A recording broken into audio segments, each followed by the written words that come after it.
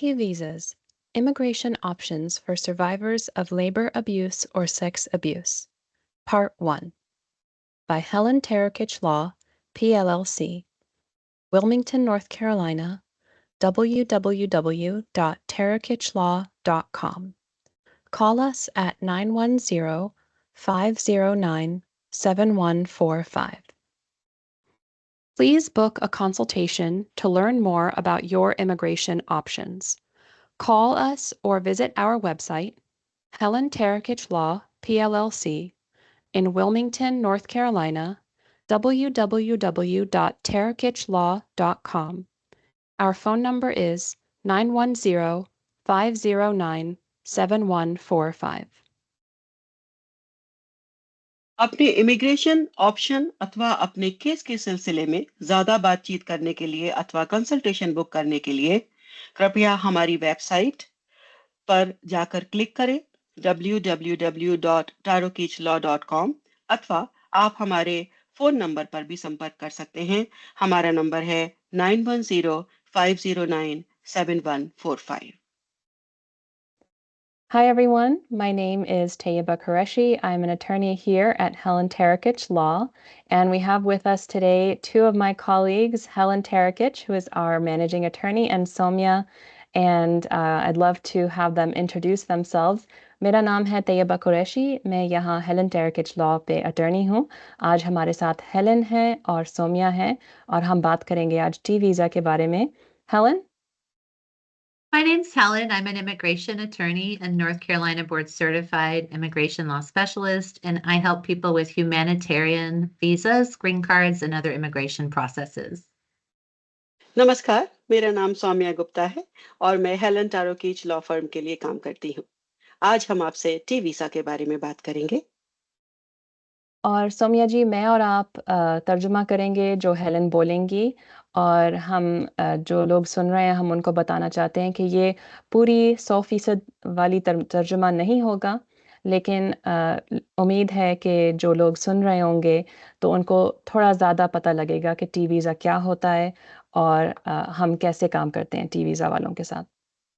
जी, धन्यवाद तैयबा जी। और हम आपको ये बताना चाहते हैं हमारे दर्शकों को कि टी वीसा के बारे में जो चीज़ें आपको परेशान करती हैं, जिनके बारे में आप ज़्यादा जानता नहीं हैं या जिनके बारे में आप ज़्यादा जानकारी रखना चाहते हैं, तो आप ये हमारा वीडियो ज़रूर देखें। Mm. Thank you so much. So, Helen, we're going to have this mixed conversation today, and thank you so much. And you're going to smile and look beautiful while we pop it back and forth. And I do want to say that, Helen, we really appreciate, sometimes we forget that Helen doesn't actually speak Hindi and Urdu because she does very hard work trying to pronounce things very well. I'm surprised at the level of vocabulary that you have, and you're always very respectful in how you speak to our clients from a Hindi Urdu background, so thank you so much. We'll start by talking about the benefits of applying for a T non-immigrant visa. Right, Samya ji? ज़रूर। हम अपने दर्शकों को ये बताना चाहते हैं कि हेलन हालाँकि उनके पास हिंदी का बहुत ज़्यादा ज्ञान नहीं है, उसके बावजूद वो पूरी कोशिश करती हैं कि आपसे थोड़े से वर्ड्स बताएँ आपको हिंदी में, और इंग्लिश में तो आप उनकी बात ज़रूर सुनेंगे। तो हम यहाँ पर सबसे पहले शुरू करेंगे कि किसी को भी टी नॉन इमिग्रेंट वीज़ा क्यों अप्लाई करना चाहिए और उसके क्या फ़ायदे हैं? Mhm. लेकिन हम इस तरह शुरू करेंगे सोम्या जी कि ट्रैफिकिंग क्या है। ये लफ्ज़ सबको बहुत ज़्यादा सुनाई देगा इस प्रेजेंटेशन में, इस वीडियो में, और हम थोड़ा सा अभी से बताना चाहते हैं कि ट्रैफिकिंग क्या होती है। ट्रैफिकिंग अमेरिका के कानून के मुताबिक एक जुल्म है, यानी कि क्राइम, और वो हम समझेंगे कि जिन लोगों के साथ ट्रैफिकिंग हुई है वो टी वीज़ा के लिए कैसे उनकी एप्लीकेशन लिखी जा सकती है। So, Helen, can you start us off by giving us a short summary of trafficking so that our listeners don't have to wait until the end of the video to hear what it is, and then we'll keep talking more about it. Sure.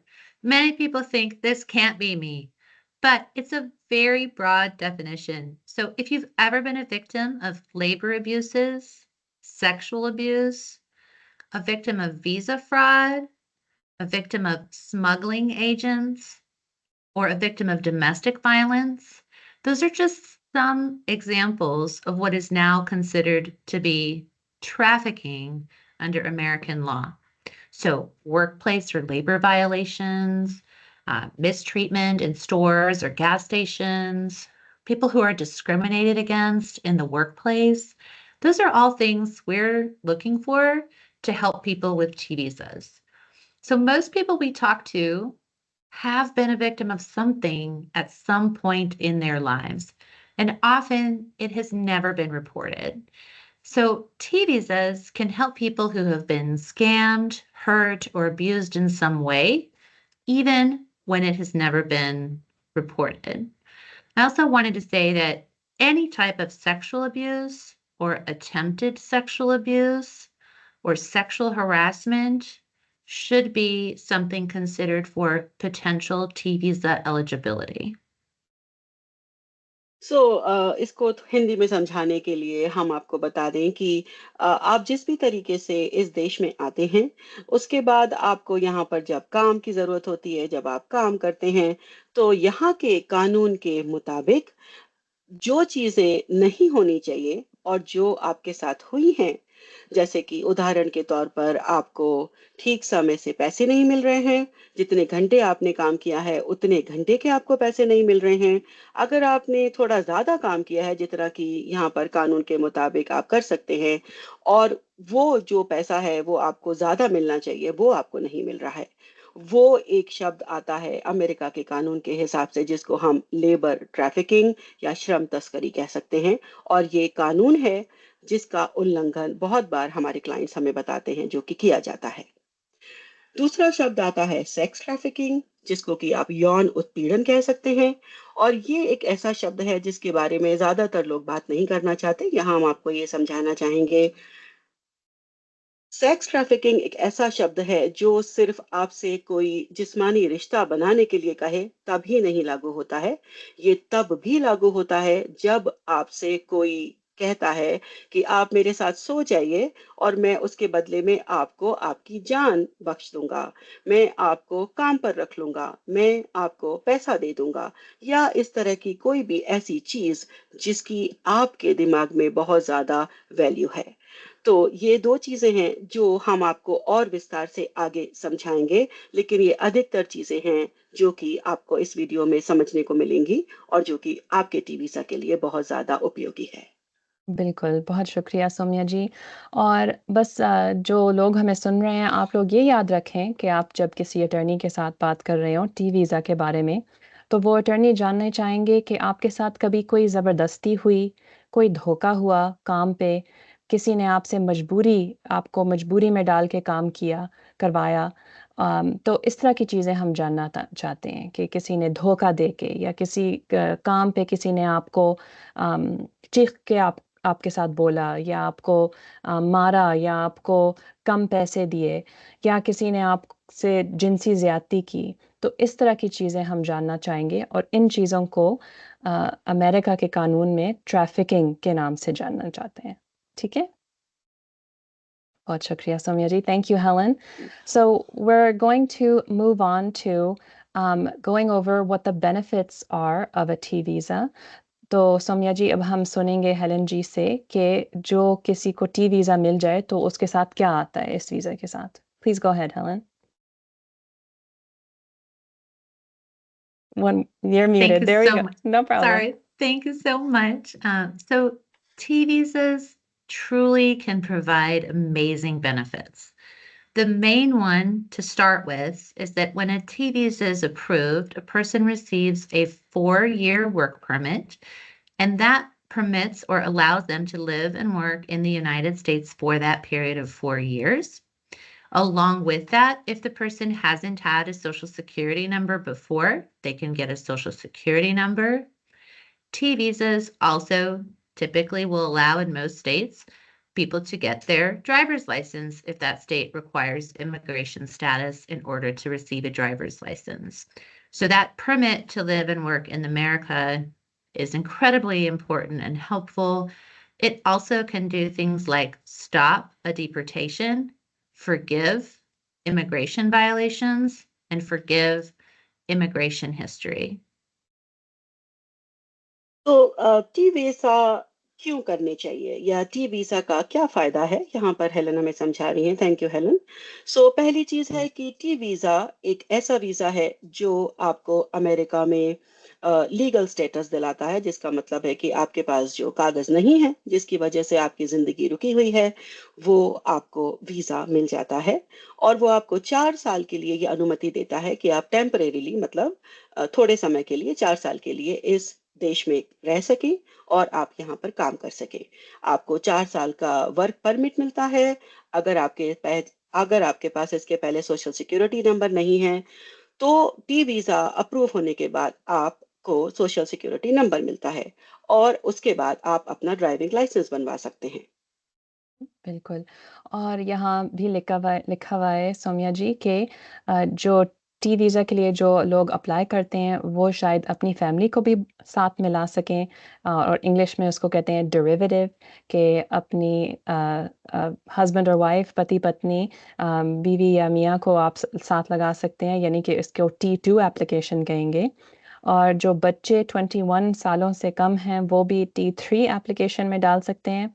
और कभी-कभी हम माँ-बाप को भी बुला सकते हैं और बहन-भाइयों को भी बुला सकते हैं, जब उन लोगों को, यानी कि माँ-बाप या बहन-भाई को भी डर होगा कि उनके खिलाफ कोई कर सके। जब आपने रिपोर्ट किया कि मेरे साथ ट्रैफिकिंग हुई है, मेरे साथ क्या ज़्यादती हुई है, तो अगर वो ख़तरा आपके माँ-बाप या आपके बहन-भाई को भी पहुँच सकता है, तो शायद उनके लिए भी टी वीज़ा एप्लीकेशन हम लिख सकते हैं। तो ये हम ज़्यादा सुनेंगे आगे हेलेन से। So Helen, we were going over a little bit in addition how the derivatives work and how T4, T5, T6 might be a possibility if there is a fear of retaliation or danger from reporting that might extend to the parents or sibling of the primary applicant. And now we're going to talk a little bit more about something you mentioned in the previous slide. और वो ये था सौम्या जी, Helen ने ये भी बोला था कि कुछ डिपोर्टेशन भी रुक सकती है। जब कोई किसी को टी वीज़ा हासिल हो जाए, तो वो डिपोर्टेशन भी रुक सकती है अगर उनको इस चीज़ का ख़तरा है। और जो उन्होंने कोई इमिग्रेशन ठीक तरह नहीं लेके आए, या उन्होंने अगर ओवरस्टे कर लिया, किसी और वीज़ा से आए और ओवरस्टे कर लिया अमेरिका में, या इजाज़त के बगैर आए, बॉर्डर क्रॉस करके आए, तो वो चीज़ें भी माफ़ हो सकती हैं टी वीज़ा के साथ। And so Helen, can you give us a little bit more information about waivers? Sure. So, as part of the T visa application process, we do need to disclose previous fraud, criminal, or immigration violations, as well as prior deportation history or other things like that. There's a waiver application that is included with the T visa filing. And so when immigration approves the T visa, they essentially send an approval notice that lists out all of those things that they have basically forgiven. Later on, when someone applies for residency, of course, those things do get disclosed all over again.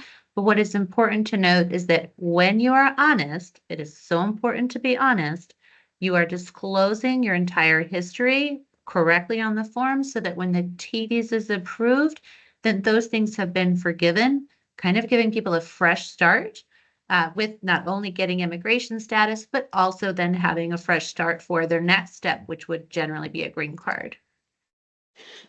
जैसा कि आप लोगों ने सुना, तैयबा जी और Helen ने आपको जो बताया कि टी वीज़ा इसलिए भी आपके लिए बहुत ज़रूरी और एक बहुत अच्छा रास्ता हो सकता है, अगर आपको अपने माता-पिता को लेके आना है या आपकी पत्नी यहाँ पर है, उसको आपको अपने साथ में ऐड करना है, जिसको कि हम डेरिवेटिव बोलते हैं। उसके साथ ही एक और चीज़ है जिसको हम बोलते हैं वेवर। और वो वेवर का मतलब ये होता है कि आप जिस भी तरीके से इस देश में आए हो, चाहे आप यहाँ पर बॉर्डर क्रॉस करके आए हो, चाहे आपके ऊपर कोई डिपोटेशन का मामला चल रहा हो, या आपने कभी गलती से कहीं पर ये लिखा हो कि आप यहाँ के नागरिक हैं, जबकि आप नहीं थे। और वो हो सकता है कि आपको किसी काम लेने की वजह से चाहिए हो, या आपका मन किया हो कि आपको ये साबित करना है यहाँ पर कि आप यहाँ के नागरिक हैं, जबकि वो बात सही नहीं है। तो टी वीज़ा एक तरह से आपके लिए वो रास्ता है जो आपको एक नई शुरुआत, नई ज़िंदगी का रास्ता आपके लिए खोलता है अमेरिका में। सबसे ज़रूरी बात ये है, हालाँकि हम आपको ये बताना चाहते हैं कि ईमानदारी से की गई आपकी बात आपके वकील के साथ आपकी अच्छी ज़िंदगी का आधार होगी। क्योंकि ये वो गलतियाँ हैं जो आपसे जाने-अनजाने में हो गई हैं और जिसकी माफ़ी आप सरकार से अब माँग रहे हैं। तो टी वीज़ा में इसको आप टी वीज़ा वेवर बोलते हैं। सौम्या जी, आपने इतनी अच्छी तरह समझाया, मैं भी सीख गई आपसे। तो धन्यवाद। ये बताने की बहुत ज़रूरी बात है कि जैसे आपने बताया कि वेवर सिर्फ़ हम इस तरह लिख सकते हैं और माफ़ी सिर्फ़ इस तरह मिल सकती है कि हमें पहले आप लोग बताएँ कि हुआ क्या आपके साथ। आप हमारी जब आप टीम हमारी जब टीम आपके साथ बात करेगी तो इस तरह के सवाल पूछेंगे कि आप कैसे आए, अमेरिका में कैसे आए, कागज़ात लेके आए या बॉर्डर क्रॉस करके आए, और आपसे कभी कोई क्राइम हुआ, कभी आपने कोई जुल्म किया, यानी कि मिसाल के तौर पे आपने दुकान से कोई चीज़ छीन ली, आपने शराब पी के गाड़ी चलाई और आपको DWI, DUI टिकट मिला। तो इस तरह की सारी चीज़ें हमें पता होनी चाहिए, और हम क्रिमिनल रिकॉर्ड्स भी लेते हैं पुलिस से, और कोर्ट से हम ऑर्डर करते हैं ताकि हमें पता हो कि हर जो हमारे क्लाइंट है एप्लीकेशन भेजने से पहले तो क्या हुआ उनके साथ। तो फिर इसके साथ ये चीज़ें माफ़ हो सकती हैं। लेकिन सबसे ज़रूरी बात है कि हमें पता होना चाहिए, लोगों को हमें बताना चाहिए कि हुआ क्या उनके साथ और उनकी ज़िंदगी में क्या-क्या हुआ। मैं तो यहाँ बताना चाहती हूँ तैयबा जी कि जी, आपका सच आपकी अच्छी ज़िंदगी की शुरुआत हो सकता है और बिल्कुल। जब हमारी टीम आपसे बात करे, तो आप सच बोलने में हिचकिचाएँ ना, क्योंकि ये ऐसी चीज़ें होती हैं अक्सर चूँकि हम आपको बता रहे हैं कि ये माफ़ की जा सकती हैं, तो आपको इस बात पर विश्वास रखना पड़ेगा कि आपको चीज़ें छुपाने से फ़ायदा नहीं मिलेगा, बल्कि आपको चीज़ें बताने से ज़्यादा फ़ायदा मिलेगा। बिल्कुल, और सबसे ज़्यादा एक और ज़रूरी चीज़ है कि ये चीज़ें जब कोई अटॉर्नी से बात कर रहा हो, तो ये चीज़ें गुप्त रहती हैं। यानी कि हम बाज़ार में जाके नहीं बताएँगे कि आपकी ज़िंदगी में क्या हुआ। तो ये चीज़ें आप अपने अटॉर्नी को ज़रूर बताइएगा, और वो अटॉर्नी और क्लाइंट के बीच में गुप्त रहती हैं चीज़ें। जी, और उसको हम अंग्रेजी में कॉन्फिडेंशियलिटी कहते हैं, क्योंकि ये एक ऐसा क्लॉज है या एक ऐसा कानून है जिसके तहत हम आपकी कोई भी बात कभी किसी के साथ आपकी बिना अनुमति के साझा नहीं कर सकते। So Helen, I told Somia she did such a good job. Even I learned from her. So we we went over waivers and how it's important to be honest, and how people can feel free to tell us everything that is in their immigration or criminal history, because as part of attorney-client confidentiality, that stays between a client and attorney. And so that's not what I said. We're not going to go out into the store and tell everybody what happened in your life. So all right, please go ahead, Helen. Explain about sponsorship. Is that required for a T visa? It is not. So a lot of people think that they have to have a financial sponsor, a family sponsor, a American spouse, or something like that, children sponsoring them in order to legalize their immigration status. But the T visa is a humanitarian process. It's for people who are inside the United States who need immigration status. And if they qualify for this humanitarian relief, they don't have to have a family or financial sponsor. They may be able to include, as we talked about earlier, a spouse or children, or sometimes even for adults, their parents or siblings in a T visa application, but they don't have to have a financial sponsor or a specific employer who sponsors them either. सबसे ज़्यादा जो एक खूबसूरत बात है T visa की, वो ये है कि इसमें आपको कोई स्पॉन्सर नहीं चाहिए, कोई प्रायोजक नहीं चाहिए, कोई नहीं चाहिए आपको कि जिसके ऊपर आप आश्रित रहें, आपको पैसे के लिए या आपको कागज़ात देने के लिए। आप ये वीज़ा अपने खुद के लिए अप्लाई कर सकते हैं और ये वीज़ा आपको मानवता के आधार पर मिलने वाला एक वीज़ा है। जो कि आपको उन कारणों के कारण मिलता है, जिसकी वजह से आपकी ज़िंदगी में बहुत सारी परेशानियाँ हैं, जैसे कागज़ात का ना होना, काम पे परेशान होना, आपसे भेदभाव होना या आपसे व्यवहार अच्छा नहीं होना, बहुत सारी चीज़ें हैं, जिसकी वजह से आप चाहेंगे कि ये वीज़ा आप खुद के लिए स्पॉन्सर कर सकें। बहुत And अच्छ- oh, sorry, just in fact, we have done T visas for people whose employers lied to them whose employers promised they'd sponsor them for a green card or submitted 245I petitions or created fake marriages or were abusive to them. And that trickery may be the basis of a T visa case, right? So not only do you not need a sponsor to do a T visa, but if your employer or spouse has victimized you, that may actually create the opportunity for you to file for a T visa. I love that about the T visa because it lets people be independent. They don't have to have someone who is sponsoring them, and that gives them freedom from being abused by a sponsor. Helen, you took the words out of my mouth, so I'll just switch languages and say them in a different way.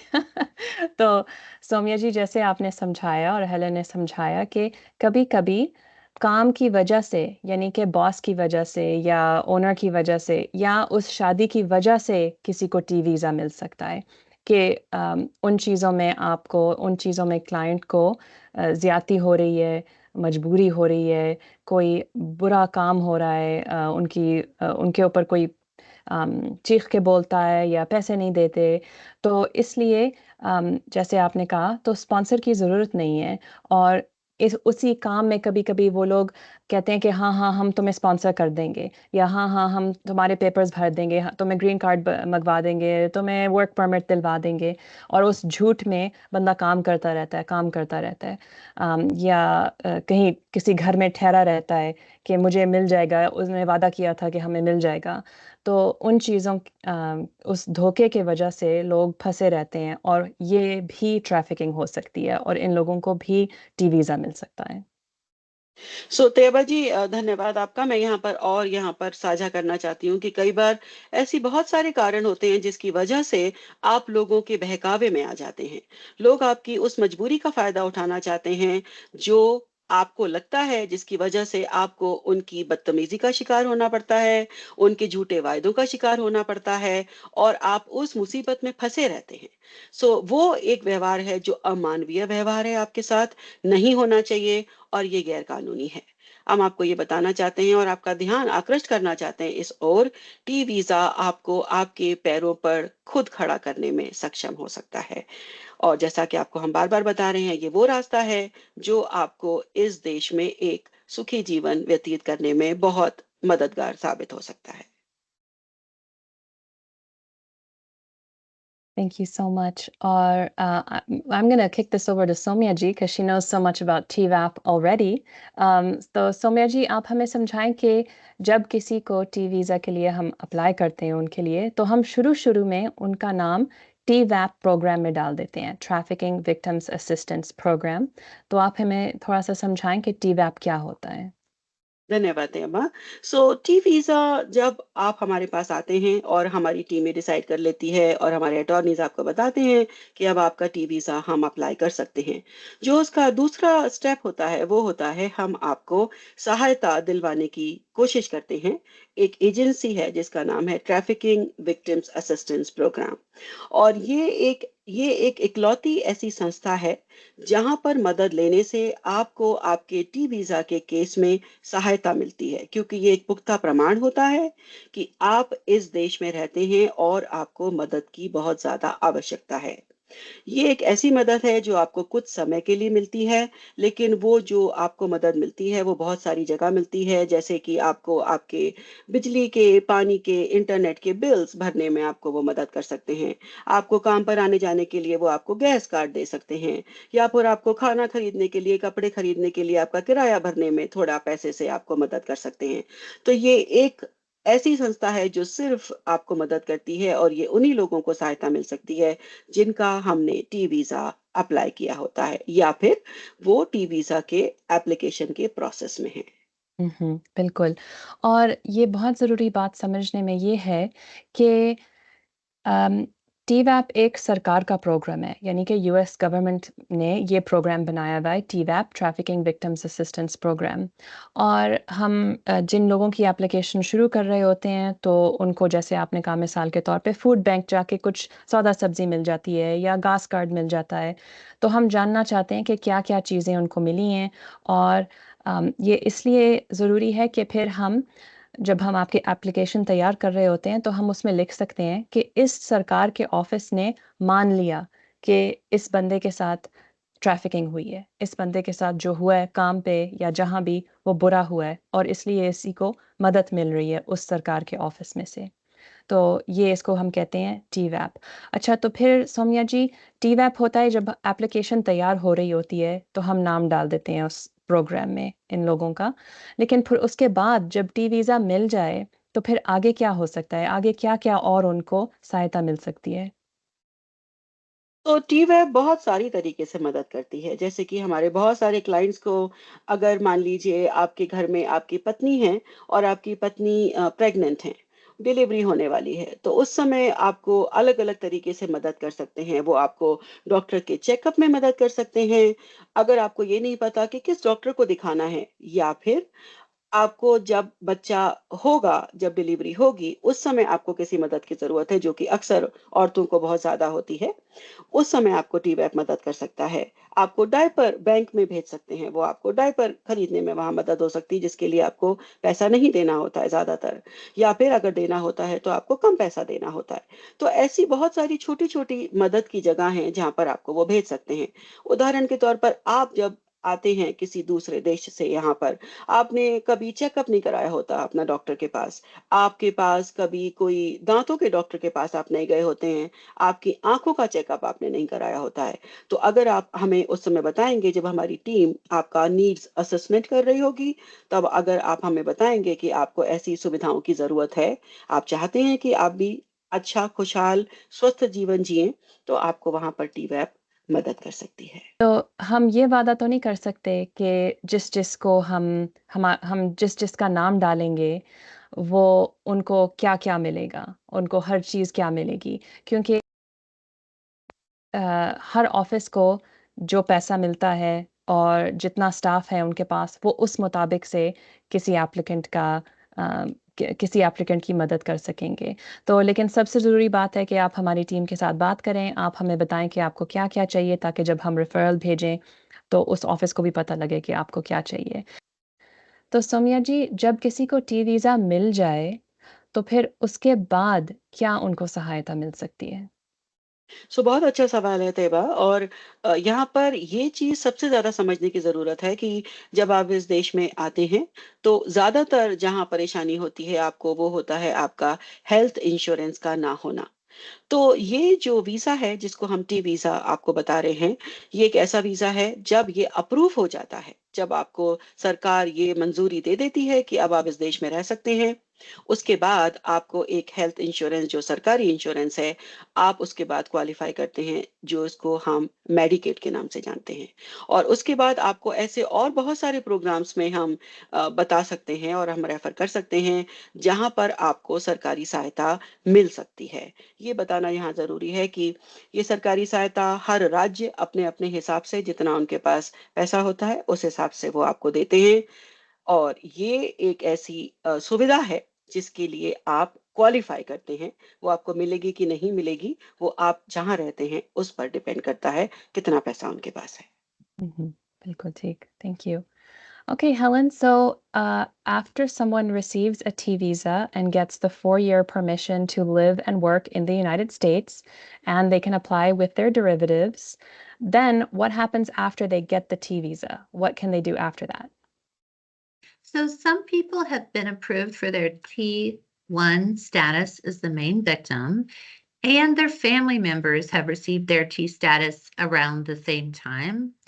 Other times, just one person, the main victim, has applied, and they still need to file for family members. So we do look at some different strategies for timelines, but in a case where pretty much everybody has their T visa now, usually at that time, when they have now been approved, we're already booking their green card consultation. So, unlike some other type of victim visas where you might have to wait years to file for your green card, many people who have been approved for a T visa can start their green card in the very first year they've been approved. Others will wait 3 whole years after being approved for a T visa in order to apply for permanent residency. So there's two different methods of applying for permanent residency once you're approved for T status. Again, sometimes that's during year 1, and other times people wait all the way until the 3rd year to apply. Thank you. तो T visa का एक बहुत अच्छा आपके लिए फ़ायदा है, जो कि है कि ये रास्ता आपको आपके ग्रीन कार्ड तक ले जाता है। येई! सो ग्रीन कार्ड एक ऐसी चीज़ है जिससे सभी में बड़ी खुशी की लहर दौड़ जाती है और मुझे पूरा विश्वास है कि हमारे दर्शक इस बात को सराहेंगे कि हेलन ने इस बात को यहाँ पर समझाया है आपको। टी वीज़ा के ज़रिए जब आप टी1 होते हैं, जब जिसका मतलब है कि आप मेन एप्लीकेंट हैं, तो जब आपका टी वीज़ा अप्रूव हो जाता है, तो हम आपसे आपके ग्रीन कार्ड की बात शुरू करते हैं और आपके ग्रीन कार्ड में ये होता है कि कई बार हम आपका ग्रीन कार्ड आपके टी वीज़ा अप्रूव होने के पहले साल में शुरू कर देते हैं, जिसका मतलब है जैसे ही आपका टी वीज़ा अप्रूव होगा, हमारी टीम आपको कॉल करेगी और आपके ग्रीन कार्ड का कंसल्टेशन शुरू कर देगी। कुछ केसेस में ऐसा होता है हालाँकि जहाँ पर उनके बहुत सारे परिवार के लोग हैं, डेरिवेटिव्स हैं उनके साथ में, तो हर केस अलग-अलग होता है और उसके आधार पर हमारी टीमें डिसाइड करती है कि आपका ग्रीन कार्ड हमें कब शुरू करना है। ज़्यादातर केसेस में आप पहले साल में शुरू कर सकते हैं या फिर कुछ केसेस में आप 3 साल के मार्क तक आप वेट कर सकते हैं और आपको वेट करना पड़ता है क्योंकि बाकी लोग भी अभी लाइन में लगे हुए हैं जिनका अप्रूवल नहीं आया है, तो उसके हिसाब से फिर आपका ग्रीन कार्ड हम 3 साल में शुरू कर देते हैं। अच्छी बात ये है कुल मिला के कि चाहे आप पहले साल में शुरू करें या आप तीसरे साल में शुरू करें, टी वीज़ा आपको ग्रीन कार्ड तक ले जाता है। बहुत शुक्रिया।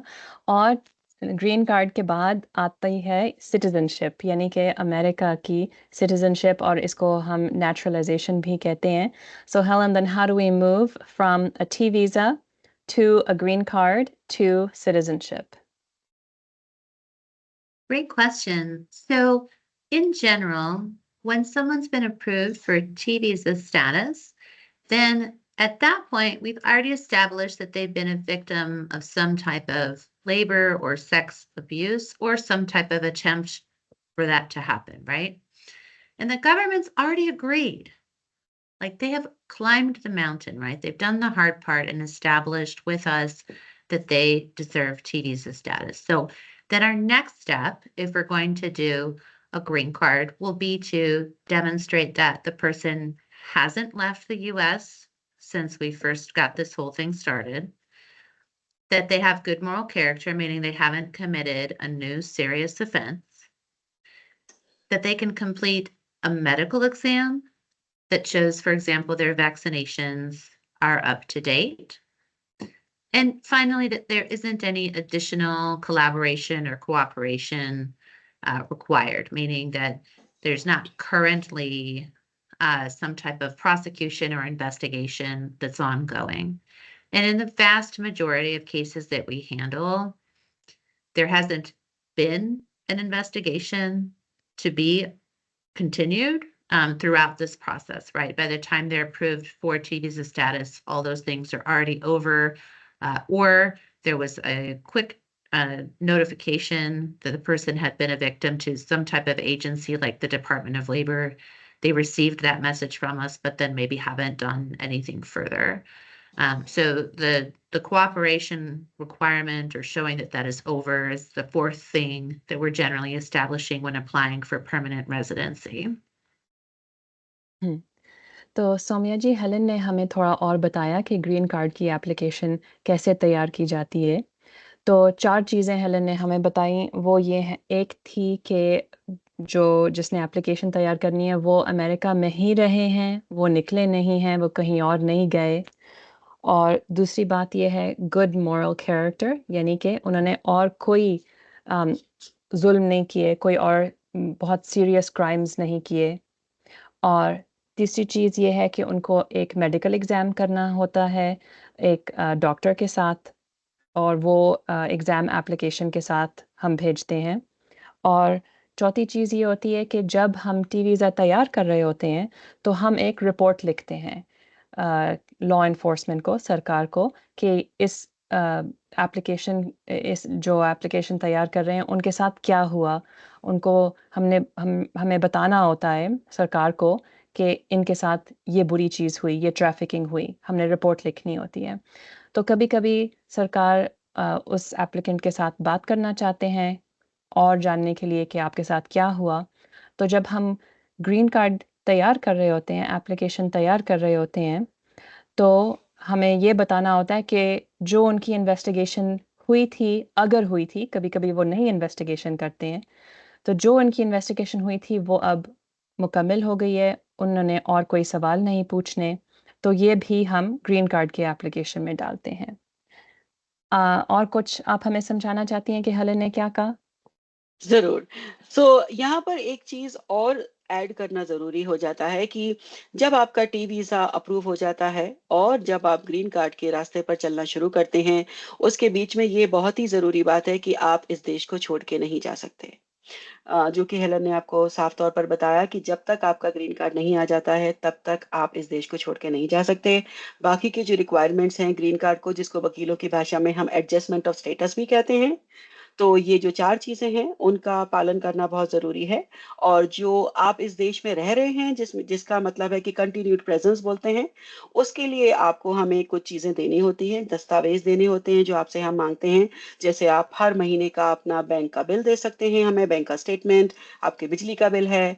तो वो सारी चीज़ें हैं, जो कि कागज़ी कार्रवाई होती है ज़्यादातर। जैसा हेलन ने आपको बताया कि आपने एक बहुत बड़ा पहाड़ चढ़ लिया है और अब जो ग्रीन कार्ड वाला पार्ट है वो एक छोटी-सा टीला है जिसको कि आपको पार करना है और आपको फिर वो ग्रीन कार्ड मिल जाएगा। So thank you Tayyaba and Helen for explaining that in so much detail. Thank you so much. And then for citizenship, should we talk just a little bit about citizenship? Okay, Yes, please. awesome. So once a person has lawful permanent residency, that green card is typically valid for 10 years and it can be renewed online typically every 10 years, and people could live their whole life that way. But we hope they don't. We hope that when they get a green card, that they want that path to American citizenship as well. So usually around 4 years, maybe 4.5 years after getting their permanent residency approved. From there, folks are going to want to be in touch with us to begin a citizenship process. It's called the 5 year rule. Usually, it's about 90 days prior to the 5 year anniversary of getting a green card that we will want to submit a citizenship or naturalization application so that the person can eventually become a naturalized citizen of the United States. In some cases, though, people had to get a T visa even though they're married to an American because they weren't able to legalize their status due to immigration or criminal history. So sometimes we'll actually be filing for citizenship on a 3 year rule instead of a 5 year rule. So when someone's approved for a green card, we'll let them know generally which rule they'll probably be applying for down the road. सो जब आपका green card आ जाता है या जिसको हम legal permanent residency बोलते हैं, Lawful permanent उसके residency, जी। Lawful permanent residency, thank you. So उसके 5 साल के बाद 5 साल आपको इंतजार करना पड़ता है और उसके बाद आप अमेरिका की नागरिकता के लिए अप्लाई कर सकते हैं। उसको आप नेचुरलाइजेशन कह सकते हैं और यूएस सिटीजनशिप, जैसा कि आप जानते हैं, कहते हैं। कई बार अगर आपने किसी ऐसे व्यक्ति से शादी की होती है जो यहाँ का नागरिक है, तो वो रूल फिर 3 साल का हो जाता है और वो केस बाय केस निर्भर करता है कि अलग अलग केस में अलग अलग चीजें शामिल होती हैं। लेकिन ज्यादातर केसेस में हम 4.5 साल के बाद आपसे बात करते हैं कि आप अपनी नागरिकता की एप्लीकेशन शुरू कर दें। हालांकि ये बात बताना जरूरी है कि आपका ग्रीन कार्ड 10 साल के लिए वैलिड होता है और आप उसको उसके बाद रिन्यू करते रह सकते हैं और पूरी जिंदगी आप उसके ऊपर यहाँ पर गुजार सकते हैं।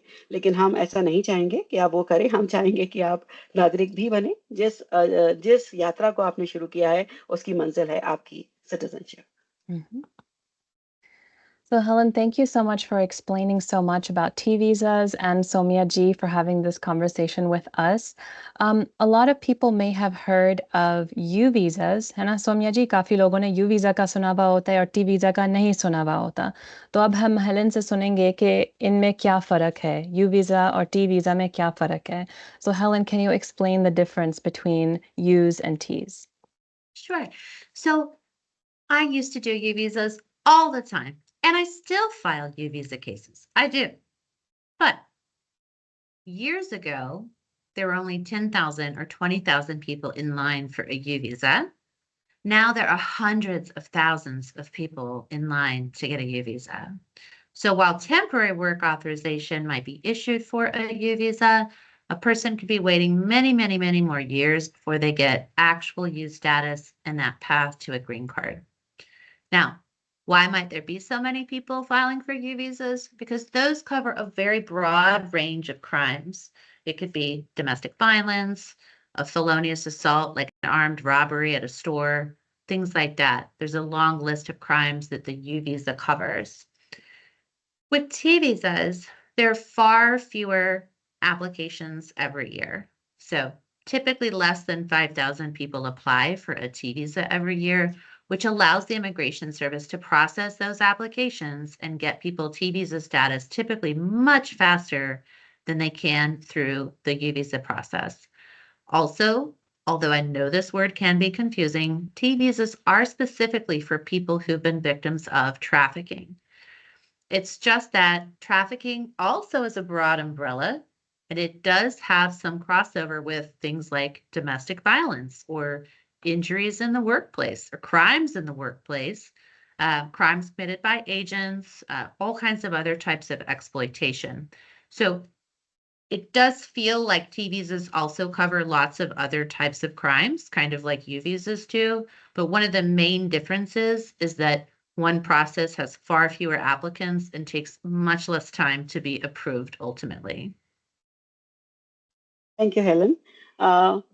यहाँ पर एक सवाल है कि यू वीज़ाज़ जो कि काफ़ी कॉमन वीज़ाज़ हैं और काफ़ी लोग उसके बारे में जानते हैं, और जबकि हम यहाँ बात कर रहे हैं टी वीज़ा की। तो यहाँ पर अगर जो हेलन हमें बता रही हैं कि क्यों आपको टी वीज़ा करना चाहिए और यू वीज़ा और टी वीज़ा में क्या अंतर है, या कौन-सी चीज़ आपके लिए ज़्यादा उपयोगी उपयोगी साबित हो सकती है।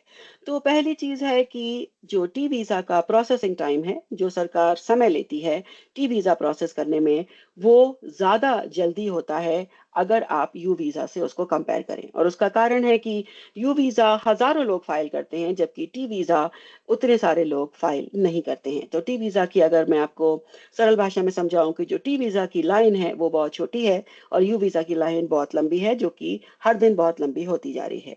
ऑल्सो ये भी एक बात है कि जो यू वीज़ा है उसका जो आधार है वो होता है किसी तरह की रॉबरी या डोमेस्टिक वायलेंस, मतलब घरेलू हिंसा। बहुत सारी चीजें हैं जो आपको यू वीजा के लिए क्वालिफाई करती हैं, और हमेशा की तरह हम बताना चाहेंगे कि वो केस बाय केस डिपेंड करता है, लेकिन ये एक जनरल अंतर है यू वीजा में और टी वीजा में। कभी कभी ऐसा होता है, हम भी पहले बहुत सारे यू वीजा फाइल करते थे, अभी भी करते हैं, लेकिन ये भी बात ठीक है कि अगर आपका यू वीजा ऑलरेडी चल रहा है और आप चाहते हैं कि आपके साथ ऐसा कुछ हुआ है जो कि आप हमसे शेयर करना चाहते हैं, हमें बताना चाहते हैं, ऑफ कोर्स कॉन्फिडेंशियल रखी जाएगी वो चीज़। तो अगर आप टी वीज़ा के लिए क्वालिफाई करते हैं तो आपका यू वीज़ा भी चल सकता है और आप टी वीज़ा भी साथ में फाइल कर सकते हैं, दोनों चीज़ें साथ में कर सकते हैं। एक तीसरी चीज़ है जो बहुत ही इम्पोर्टेंट है, वो ये है कि जो आपको यू सर्ट जिसको बोलते हैं, साइन करवाना पड़ता है लॉ एनफोर्समेंट में से, कि आपके पास रॉबरी कहाँ हुई थी, पुलिस रिपोर्ट कहाँ फाइल की गई थी, वो सारी चीज़ें चाहिए होती हैं। जब तक वो यू सर्टिफिकेशन साइन नहीं होता, आपका यू वीज़ा फाइल नहीं किया जा सकता। और बहुत सारे केसेस में वो यू सर्टिफिकेट कभी साइन होके नहीं आता। जिस जिस स्थिति में क्या होता है कि आपके पास कोई ज़्यादा ऑप्शंस नहीं रह जाते कि आप यहाँ पर हैं इस देश में, लेकिन अब आपको क्या करना है आपको नहीं पता। तो आपके लिए वहाँ पर वो संजीवनी बन के आता है आपके लिए टी वीज़ा। क्योंकि टी वीज़ा के लिए आपको सर्टिफिकेशन साइन अगर हो जाए तो वो बहुत अच्छी बात है, लेकिन अगर वो नहीं भी हो जाए तो भी आपका टी वीज़ा केस फाइल किया जा सकता है। तो ये कुछ चीज़ें हैं तैयबा जी, अगर आप कुछ और इसमें ऐड करना चाहें तो प्लीज़ करें। नहीं, आपने बहुत अच्छी तरह समझाया। मैं बस एक थोड़ा-सा एक और बात ये बताऊँगी कि जैसे कि हेलेन ने कहा कि यू वीज़ा हासिल करने के लिए एक बहुत सारी लंबी लिस्ट है क्राइम्स की। यानी कि जैसे आर्म्ड रॉबरी, किसी ने बंदूक दिखा के आपसे पैसे लिए, स्टॉकिंग, और मैं और आप सौम्या जी हम ये मज़ाक कर रहे थे कि स्टॉकिंग को कैसे समझाएँ कि किसी बॉलीवुड मूवी में हीरो उसके पीछे, लड़की के पीछे लगा रहता है, और जो लड़की अगर ना चाहे कि मेरे पीछे लगा रहे तो इसको स्टॉकिंग कहते हैं अमेरिका में। तो ये चीज़ें यू वीज़ा का दरवाज़ा खोल सकती हैं और टी वीज़ा का दरवाज़ा खुलता है ट्रैफिकिंग की वजह से और कभी-कभी वो चीज़ें मिल सकती हैं कि किसी को यू वीज़ा भी मिल सकता है और टी वीज़ा भी मिल सकता है। लेकिन जैसे कि आपने ये कहा कि टी वीज़ा की लाइन छोटी है, यू वीज़ा की लाइन लंबी है, तो इसलिए अगर टी वीज़ा हो सकता है किसी के लिए तो हम ज़्यादातर वही चाहेंगे कि टी वीज़ा की एप्लीकेशन तैयार हो।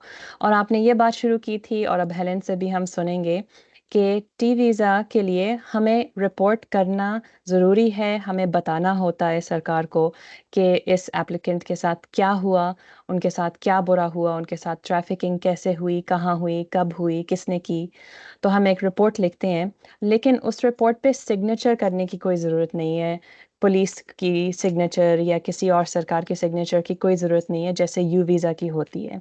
तो अब हम हेलेन से सुनेंगे Helen, we started the conversation about how T visas require reporting to a law enforcement agency, to a government agency, but they do not require a signed form the way the U-Cert does, the way the U visa does. So if you want to explain a little more, that would be great.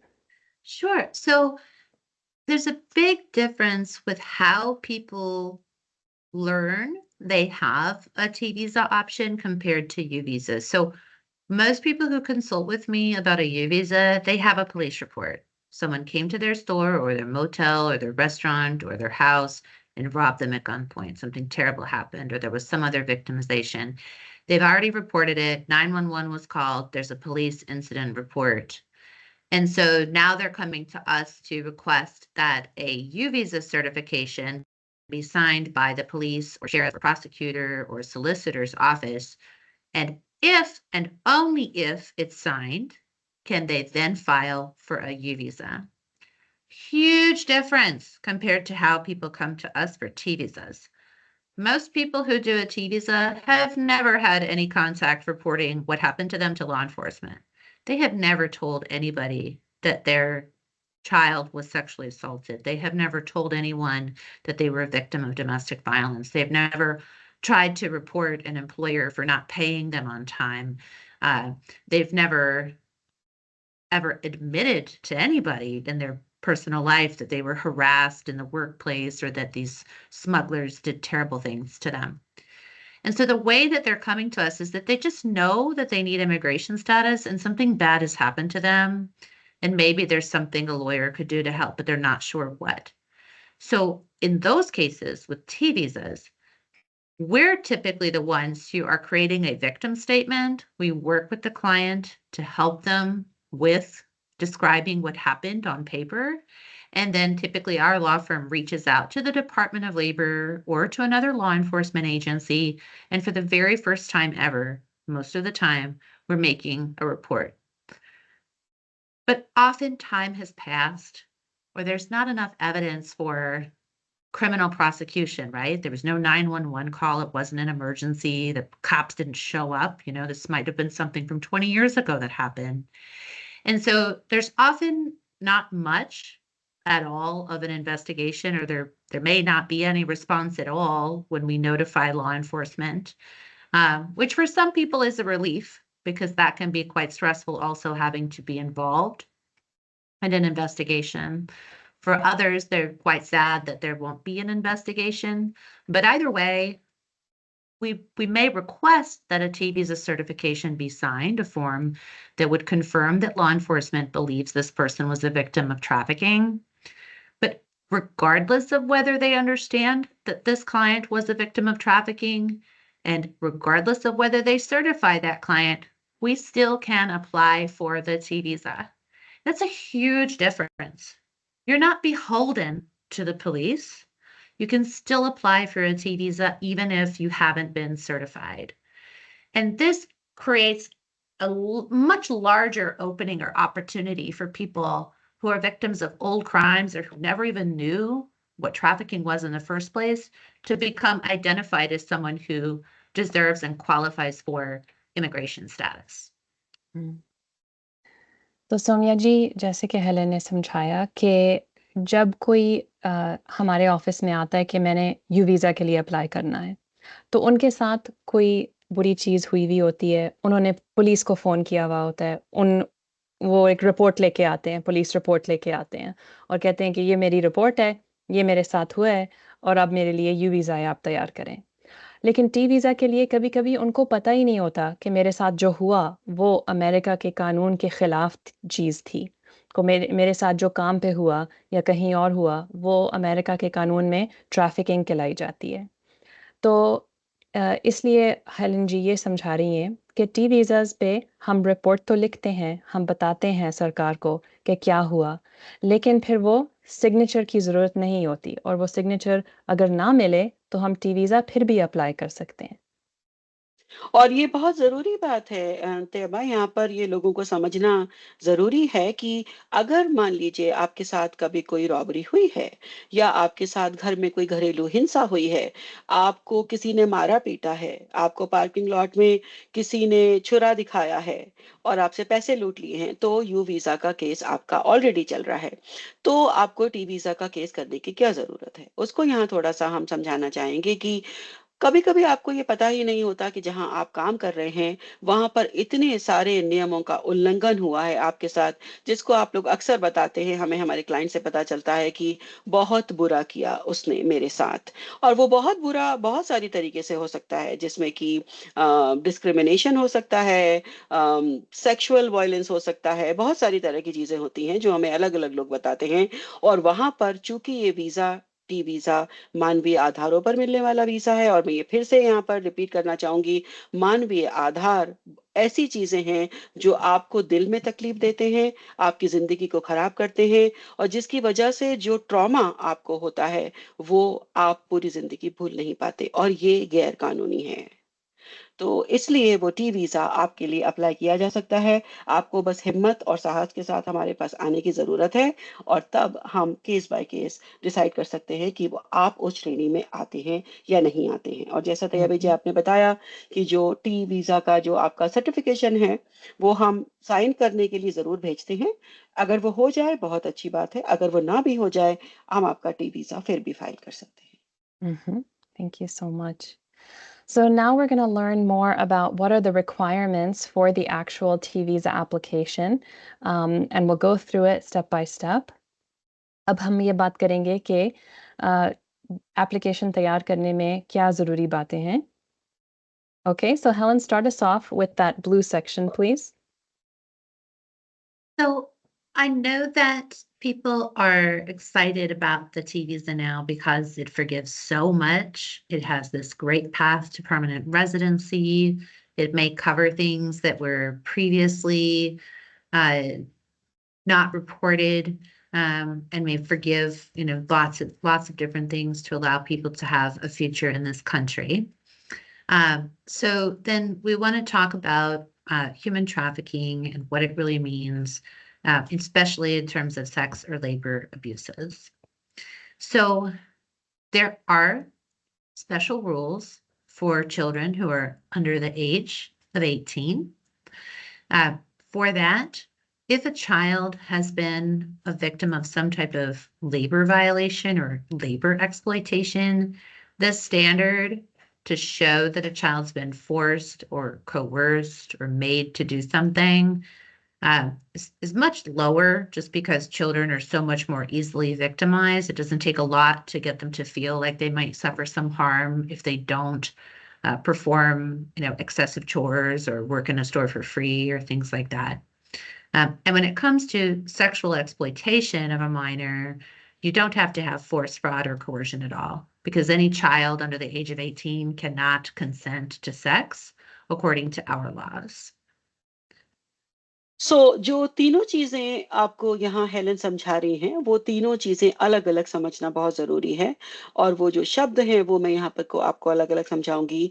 Force, fraud और कोercion वो 3 अलग-अलग बातें हैं। Force का मतलब है ज़बरदस्ती आपसे कोई काम करवा रहा है, धमकी डाल रहा है आपके ऊपर, दबाव डाल रहा है कि आपको ये काम करना ही पड़ेगा वरना मैं आपको यहाँ से बाहर भिजवा दूँगा, वापस तुम्हारे देश भेज दूँगा। उसको हम फ़ोर्स और थ्रेट बोल सकते हैं। कोercion उसी भाषा में आता है कि जो एक शब्द है जो इस्तेमाल होता है कि आपसे काम करा रहे हैं, साथ में आपको धमकी दे रहे हैं, आपसे अभद्र व्यवहार कर रहे हैं और आपसे शालीनता से पेश नहीं आ रहे हैं। कभी-कभी वो आपको इंसान भी नहीं समझते जिनके लिए आप काम कर रहे होते हैं। और ये सारी चीज़ें आपकी इस भाषा में कवर होती हैं कि ये गैर कानूनी है और ये नहीं किया जा सकता यहाँ के कानून के हिसाब से। अगली चीज है यहाँ पर कि जो बच्चे 18 साल से कम के हैं, उनके लिए एक स्पेशल रूल है। स्पेशल रूल का मतलब है कि आप उनसे बिना पैसे के काम नहीं करा सकते, आप उनसे ज़रूरत से ज़्यादा काम नहीं करा सकते, बिना पैसे के तो खैर आप किसी से भी काम नहीं करा सकते। तो ये एक चीज़ है जो रिक्वायरमेंट है, जो कि आपकी टी वीज़ा के लिए होती है, जिसके बिना आप उसके लिए क्वालिफाई नहीं कर सकते। उसमें एक और चीज़ आ जाती है सेक्स लेबर, जो कि सेम बात जो आपको हम पहले सेक्स ट्रैफिकिंग के बारे में बता रहे थे कि कभी-कभी काम करने के साथ-साथ आपसे कहा जाता है कि ठीक है, रात को यहाँ रुक जाना, मेरे साथ सो जाना या अपने बच्चे को भेज देना। तो कभी-कभी ऐसी स्थितियाँ भी होती हैं जो कि आपको सेक्स ट्रैफिकिंग या सेक्स लेबर के तहत क्वालिफ़ाई कर सकती हैं टी वीज़ा के लिए। तैयबा जी?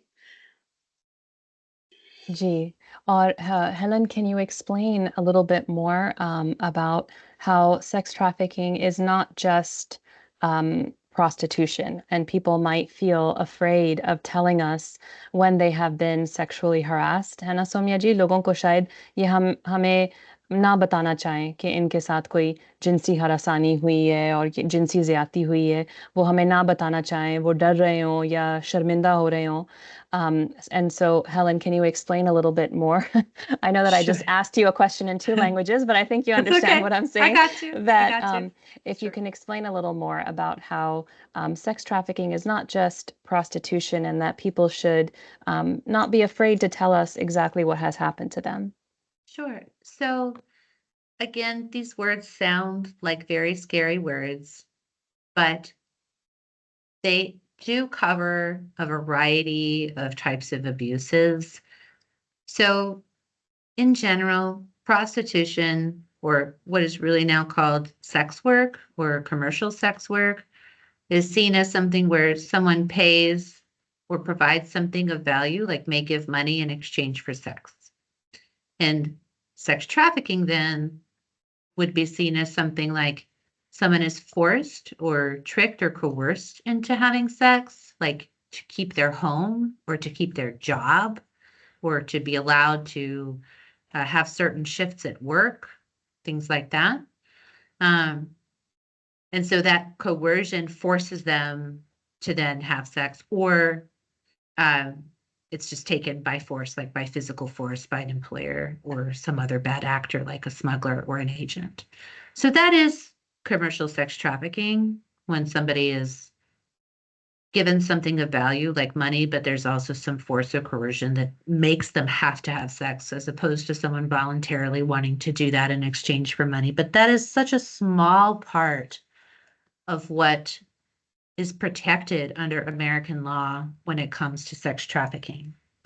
Sex trafficking can include things like providing alcohol or cigarettes to minors and then kind of grooming them into an inappropriate relationship, right? That could be attempted sex trafficking because they can't consent legally if they're under the age of 18 and they're provided those things.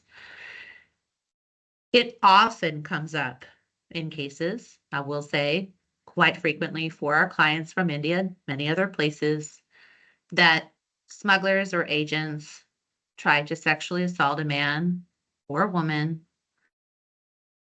and they're saying that you somehow deserve this because they brought this person to the United States unlawfully.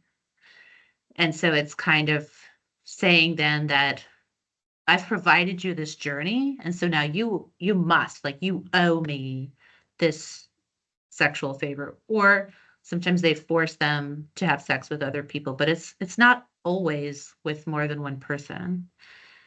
We also will see sex trafficking cases protect victims of sexual harassment in the workplace. So it's not always money, right? It doesn't have to be putting money on the table by a bed, but in the workplace, there may be inappropriate comments made, where touching, slapping, spanking, pinching, inappropriate jokes and comments that make a worker very uncomfortable. And they're somehow connected to getting a paycheck at the job. Like the person feels like if they don't put up with sexual harassment, they'll get fired. if they try to push back and say, hey, this is not acceptable, I'm not going to take this behavior, that they'll then get fired.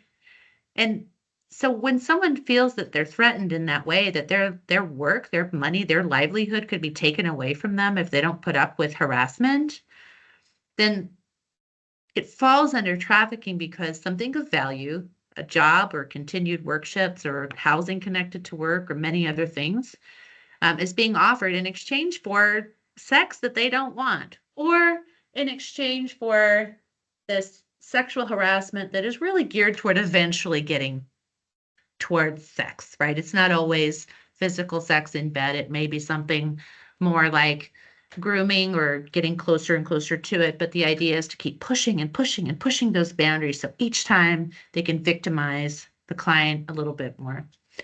So it's such a broad umbrella. Many people think that this is only connected to commercial sex, which is casually called prostitution, but it's so much more than that. It can be child molestation, sexual harassment in the workplace, victimization by smugglers. It can be inappropriate things happening in a religious setting as well. So many different things. And it may be sexual assault as well, which we will call rape, because sometimes people are threatened with their life, saying, if you don't put up with this, then I'll hurt you or I'll hurt your family even more.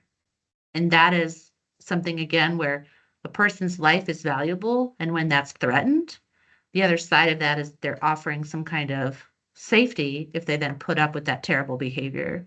So it's very, very broad. Thank you Helen. So यहाँ पर मैं आपको कुछ चीज़ें उदाहरण के तौर पर समझाना चाहूँगी, स्पेशली सेक्स ट्रैफिकिंग, क्योंकि कुछ ऐसे शब्द हैं जिसके साथ काफ़ी शर्मनाक भावनाएं जुड़ी होती हैं। अक्सर लोग उससे छुपना चाहते हैं, बताना नहीं चाहते, उनको ये बहुत शर्म आती है ये बताने में कि ये मैं कैसे किसी को बताऊँ? हालाँकि वो बहुत अंदर से दुखी होते हैं, लेकिन ये हम आपको बताना चाहते हैं कि सेक्स ट्रैफिकिंग या यौन उत्पीड़न सिर्फ़ वो नहीं होता है जो आपको लगता है कि होता है, जिसका मतलब है कि पैसे देके किसी से सेक्स खरीदना या पैसे देके किसी के साथ सो जाना। सिर्फ़ उतना ही सेक्स ट्रैफिकिंग नहीं होता है। सेक्स ट्रैफिकिंग का मतलब ये भी होता है कि कोई आपसे अश्लील इशारे करे, कोई आपसे अश्लील भाषा का प्रयोग करे, कोई आपसे काम पर ऐसे मज़ाक करे जो कि आपको अच्छे ना लगें और जो कि आपके शरीर के तौर पर इशारा कर रहे हों। आपके शरीर का मज़ाक बनाए, फॉर एग्ज़ाम्पल औरतों के लिए उनकी शारीरिक क्षमता के बारे में बहुत सारे अभद्र ऐसे टिप्पणियाँ की जा सकती हैं जो कि उनको अच्छी नहीं लगती। ये सब कुछ सेक्स ट्रैफिकिंग में आता है। या फिर कभी आपको कोई इस तरह से धमका के रखे, चाहे वो काम पर हो, चाहे वो घर पर हो, कि आप उसके लिए वो सारे काम करने के लिए बाध्य हो जाएँ जिससे आपकी जीविका या आपका घर चलता है। वो भी सेक्स ट्रैफिकिंग के अंतर्गत आता है। बच्चों के लिए भी ये बात लागू होती है और ये बात किसी भी स्त्री या किसी भी पुरुष के लिए भी लागू हो सकती है। हालाँकि ये बात थोड़ी अटपटी लगेगी सुनने में कि किसी पुरुष के साथ ये कैसे हो सकता है, लेकिन हमारे पास ऐसे भी केसेस हैं जहाँ पर कि पुरुष के साथ भी ऐसा हो चुका है। तो अगर आप स्त्री हैं और पुरुष हैं या आप सुन रहे हैं देख रहे हैं हमें, तो इन सारी चीज़ों का प्लीज़ ध्यान रखें कि बहुत सारी चीज़ें हैं जो कि इसके अंतर्गत आ सकती हैं, जिनमें से कुछ का उदाहरण हमने आपको दिया है। तैयबा जी, अगर आप कुछ और इसमें ऐड करना चाहें और मैं भूल गई हूँ तो प्लीज़ बताएँ? नहीं, आपने बहुत अच्छी तरह समझाया। ये भी समझने की बात है कि ये आदमी के साथ भी हो सकता है, औरत के साथ भी हो सकता है। तो किसी को शर्मिंदा होने की ज़रूरत नहीं है। आप हमें खुले दिल से बताएँ कि आपके साथ क्या हुआ, ताकि हम आपको भी समझा सकते हैं कि ये अमेरिका में सेक्स ट्रैफ़िकिंग का ज़ुल्म हुआ है आपके साथ। तो एक और बात हेलेन जी ने ये बताई थी कि जब ये बच्चों के साथ होता है तो शायद वो अम, जो बुरा काम कर रहा हो वो सीधा सेक्स की तरफ तो नहीं चला जाता बच्चे के साथ कभी-कभी। वो कभी-कभी बच्चे को छोटे-छोटे तोहफ़े देते हैं, प्यार से बोलते हैं, मेरे साथ आके खेलो, मेरे गोद में आके बैठो, ताकि वो बच्चा उनके साथ खेलता रहे और बात करता रहे। तो फिर वो उनकी ये नीयत होती है कि वो बच्चे के साथ बाद में फिर उस बच्चे को अपने कमरे में ले जाएँ, उस बच्चे के साथ सो जाएँ। तो यानी कि इसको इंग्लिश में कहते हैं ग्रूमिंग, कि बच्चे को थोड़ा-थोड़ा खेल-खेल में या प्यार-प्यार में फिर उस चीज़ की तरफ उस बच्चे को लेके जाएँ। तो ये सारी चीज़ें सेक्स ट्रैफिकिंग होती हैं और जैसे आपने कहा था कि जब कोई हमारे ऑफ़िस में आता है, हमारे साथ बात करता है, तो हम उनकी कहानी, उनकी ज़िंदगी की कहानी सुन के फिर हम आगे केस बनाते हैं कि उनके साथ क्या हुआ। So thank you so much, Helen, for helping us have that conversation carefully. So the next thing we want to talk about is reporting, and I'll just start it in Hindi real quick. Something you said in the previous slide, और Helen ने हमें ये पिछले slide में हमें ये बताया था कि जब हम टी वीज़ा तैयार कर रहे होते हैं, तो हमें पहले एक रिपोर्ट लिखनी होती है लॉ एनफोर्समेंट की तरह, और ये शायद पुलिस को ना जाए, शायद ये एक और सरकार के ऑफिस में जाए, मिसाल के तौर पे डिपार्टमेंट ऑफ लेबर।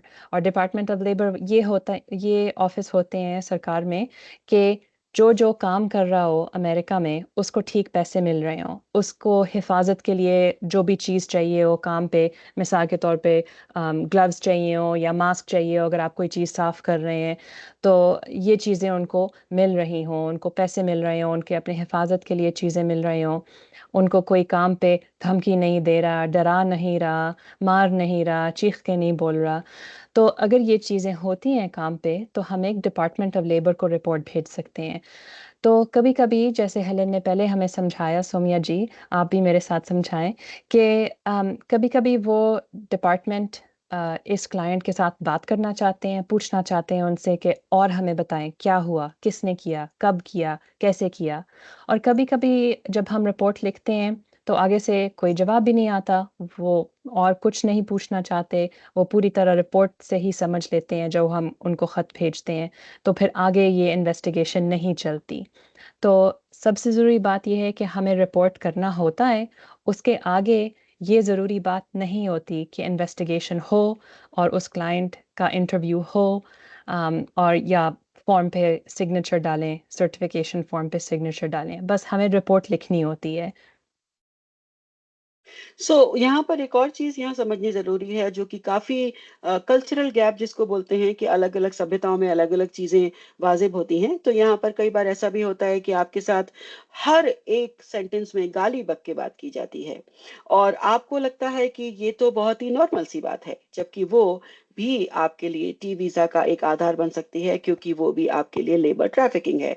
हालाँकि आपको लग रहा होता है कि ये तो बहुत ही आम सी बात है, किसी ने मुझे गधा बोला, किसी ने मुझे जंगली बोला, किसी ने मुझे डफ़र बोला, किसी ने मुझे बेवकूफ़ बोला। ये तो आम बात है, ये तो मतलब ऐसे ही तो बात की जाती है, इसमें कौन-सी बड़ी बात है। लेकिन तहज़ीब और सभ्यता के दायरे में आपसे बात करना अनिवार्य है और अमेरिका में ये आपको कानून है। तो ये चीज़ों का भी ध्यान रखना पड़ेगा। तो जो चीज़ें हम आपको पहले बता रहे थे, उसके साथ में ये सारी चीज़ें भी समझनी ज़रूरी हैं और इसीलिए ये आपका वीडियो में बना रहना बहुत ज़रूरी है हमारे साथ में, जिससे कि आप बहुत सारी चीज़ें और सीख पाएँ, समझ पाएँ कि टी वीज़ा में आपको क्या-क्या सुविधाएँ हैं और टी वीज़ा में आपको क्या फ़ायदा मिलेगा और आपकी ज़िंदगी कैसे बदल सकती है। हुँ, और हुँ। जो आपकी सिग्नेचर की बात है, अभय जी आपको बता रही हैं कि अलग-अलग जो सरकार की संस्थाएँ हैं, जिसमें से कि लेबर एंड वेजेस लॉज़ हैं, जहाँ पर कि ये चीज़ का हमें रिपोर्ट करनी पड़ती है कि आपको पैसे दिए जा रहे हैं, समय पर दिए जा रहे हैं, ठीक से दिए जा रहे हैं। अगर आप ज़्यादा काम कर रहे हैं, तो आपको एक्स्ट्रा पैसे मिल रहे हैं कि नहीं, क्योंकि उसके लिए आपकी ओवरटाइम की क्वालिफ़िकेशन होती है। इन सारी चीज़ों का ध्यान रखना और इन सारी चीज़ों का आपका हमें बताना अनिवार्य है, जब हमारी टीम आपसे बात करे। हुँ, हुँ। और शायद हमने ये पूरी तरह समझाया नहीं कि हम ये सिग्नेचर की क्या बात कर रहे हैं, ठीक है? तो यू वीज़ा में एक फ़ॉर्म होता है 918 बी, और उसमें वो होता है कि आप लिख के पुलिस को भेजें कि मेरे साथ ये हुआ और मैंने पुलिस को फ़ोन किया, और फिर वो पुलिस उस पे दस्तखत कर लेते हैं, वो साइन कर लेते हैं कि हमने मान लिया कि तुम्हारे साथ ये बुरी चीज़ हुई, तुमने हमें रिपोर्ट करके दिया, हमें फ़ोन किया, कोर्ट में आए, वो पुलिस स्टेशन पे आके तस्वीरें देखी कि कौन था जिसने तुम्हें बंदूक दिखाई। तो वो साइन करके आपको फ़ॉर्म भेज देते हैं कि मान लिया कि आपके साथ ये हुआ और आपने हमें रिपोर्ट लिखी और हमने मान लिया, ठीक है? तो ये यू वीज़ा की बात होती है। लेकिन टी वीज़ा में हमें सिर्फ़ रिपोर्ट लिखनी होती है। ये लाज़मी नहीं होता कि वो उसके ऊपर सिग्नेचर करके, दस्तखत करके मान गए कि तुम्हारे साथ ये हुआ और तुमने हमें फ़ोन किया, फलाना-फलाना। तो इसलिए हमें सिर्फ़ रिपोर्ट लिखनी होती है, और कभी-कभी वो आगे इन्वेस्टिगेशन नहीं चलती, लेकिन उसके लिए हम टी वीज़ा फिर भी फाइल कर सकते हैं. So Helen, what we were explaining, and I'll have Soumya also join the conversation, as you had said previously, that in the U visa, the signature, why we keep talking about the signature, is that the police or the law enforcement agency has kind of accepted that, yes, this person was the victim of the crime, they reported the crime, they cooperated. And with the T visa, the main part of the cooperation is just writing that letter of report to the Department of Labor or some other government agency. And it's not required for them to sign as an acceptance, and just like it would be for the U visa, that yes, we accept that this happened to you and you reported it and you cooperated, and that all we have to do is provide the report, and there might not be an investigation, there might not be an interview, there might not be any more questions for the applicant. So, I just want to reiterate that here, that is why your statement and whatever questions that you answer are very, very important, because your case is actually based on honest story. And that is very, very important when our team actually asks you all those uncomfortable questions. Just remember that they are confidential, and that is one big statement that is the basis of your T visa. सो मैं हिंदी में भी बता देती हूँ आपको, जो दर्शक हमारे देख रहे हैं, कि इसीलिए आपसे हम बार बार ये गुजारिश करेंगे कि आप हमारे साथ सच बोलें, सही बोलें, किसी बात को छुपाएं ना, क्योंकि कुछ चीजें जो आपको लग रही होंगी कि ये तो बहुत आम बात है, ऐसा तो होता रहता है, वो कानून के हिसाब से आम नहीं है, या इतना भी आम नहीं है। और आप कम से कम हमें ये मौका दें कि हम आपके इमिग्रेशन में आपकी मदद कर सकें, अगर आपकी जिंदगी में ऐसा कुछ हुआ है जिसकी वजह से आपकी जिंदगी रुक गई है। Thank you for your patient listening, Helen. Do you want to explain anything else about reporting and cooperation before we move on? I do. Although this has just been such a lovely discussion of reporting. I think people listening who have been victims of sex or labor exploitation are still probably freaking out about the idea of reporting. And I would like to say that our office has worked on hundreds of cases. We have a lot of, I would say, good relationships with law enforcement. We've had many conversations with people from labor departments, from local police, sheriff's office, and FBI and other places. And most of the time, it's far less scary going through this process than I think people think it will be, especially for a lot of the cases we see where victimization happened a long time ago. And even so, when we report, just that word scares people, the idea of reporting, right?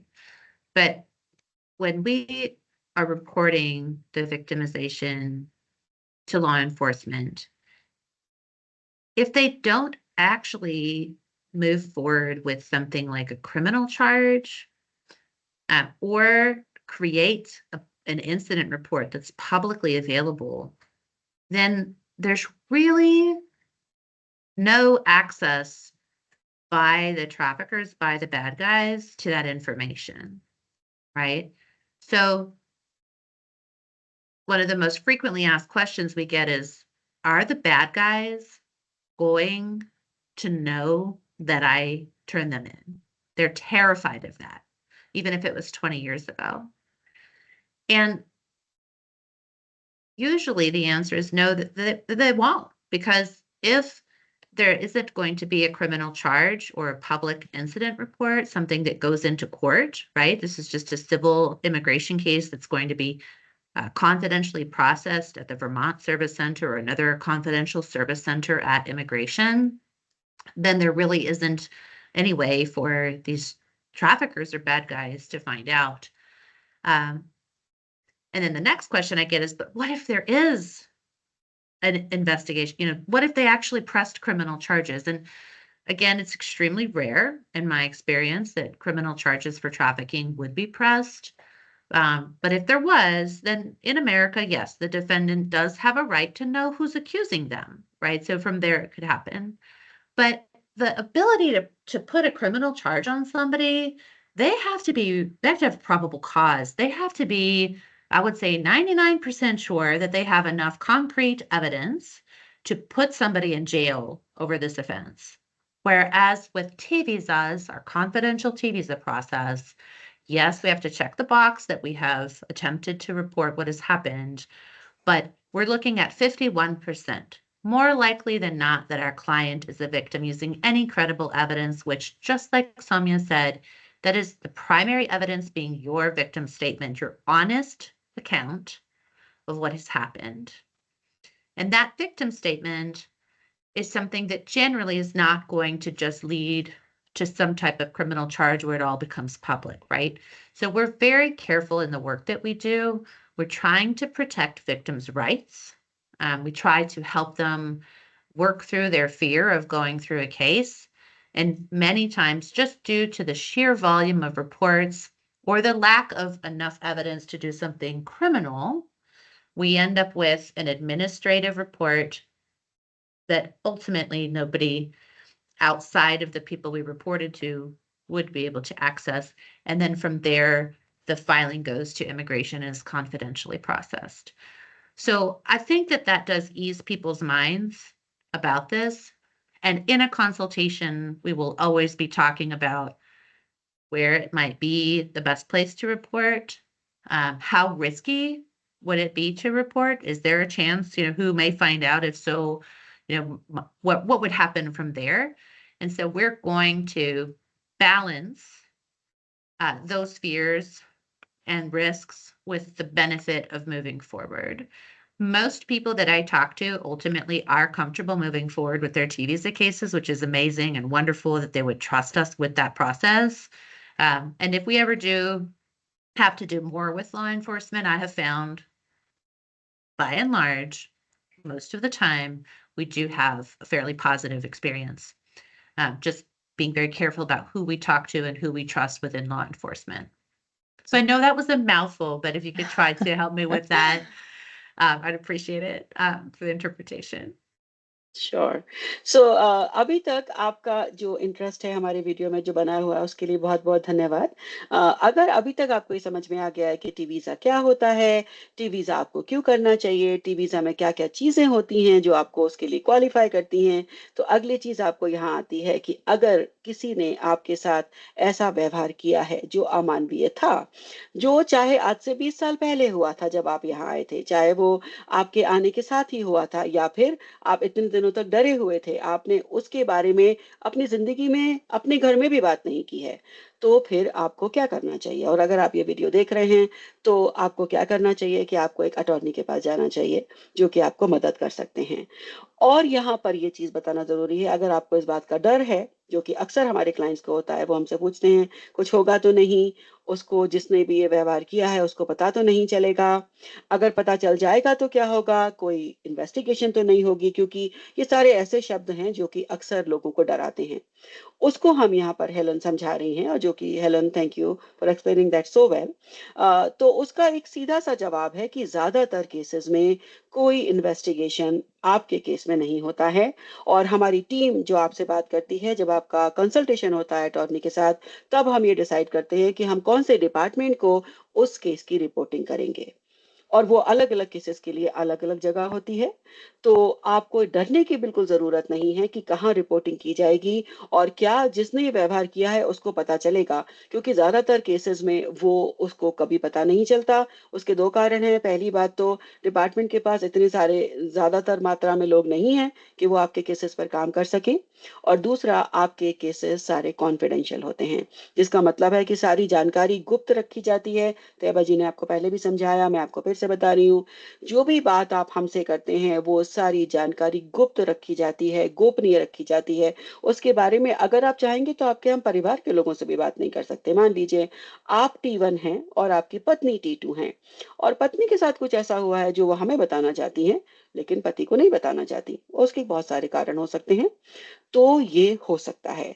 तो आप झिझके ना, घबराएँ ना, इन सारे बड़े-बड़े शब्दों से ये सारा काम आप हमारे ऊपर छोड़ दीजिए और आप हिम्मत करके सामने आएँ और अपने लिए आप वीज़ा का ऑप्शन तलाश करें। तैयबा जी, हुँ। प्लीज़। जी, बहुत शुक्रिया आपने इतनी अच्छी तरह समझाया। तो हेलेन जी ने हमें ये बताया था कि आप सोचें कि कोई बंदूक दिखा के आपसे पैसे ले गए, तो आपने क्या किया? आपने पुलिस को फ़ोन किया। पुलिस आई, उसने वो बाहर देखा कि वो बंदा तो पार्किंग लॉट में खड़ा हुआ है, उसको अरेस्ट करके जेल में ले गए। फिर जाके कोर्ट में हियरिंग होगी, कोर्ट में ट्रायल होगी, ठीक है? तो फिर वो चीज़ तो सबके सामने होती है, कोर्ट तो सबके सामने होती है, सबके लिए खुली होती है, कोई भी आ जाए कोर्ट में।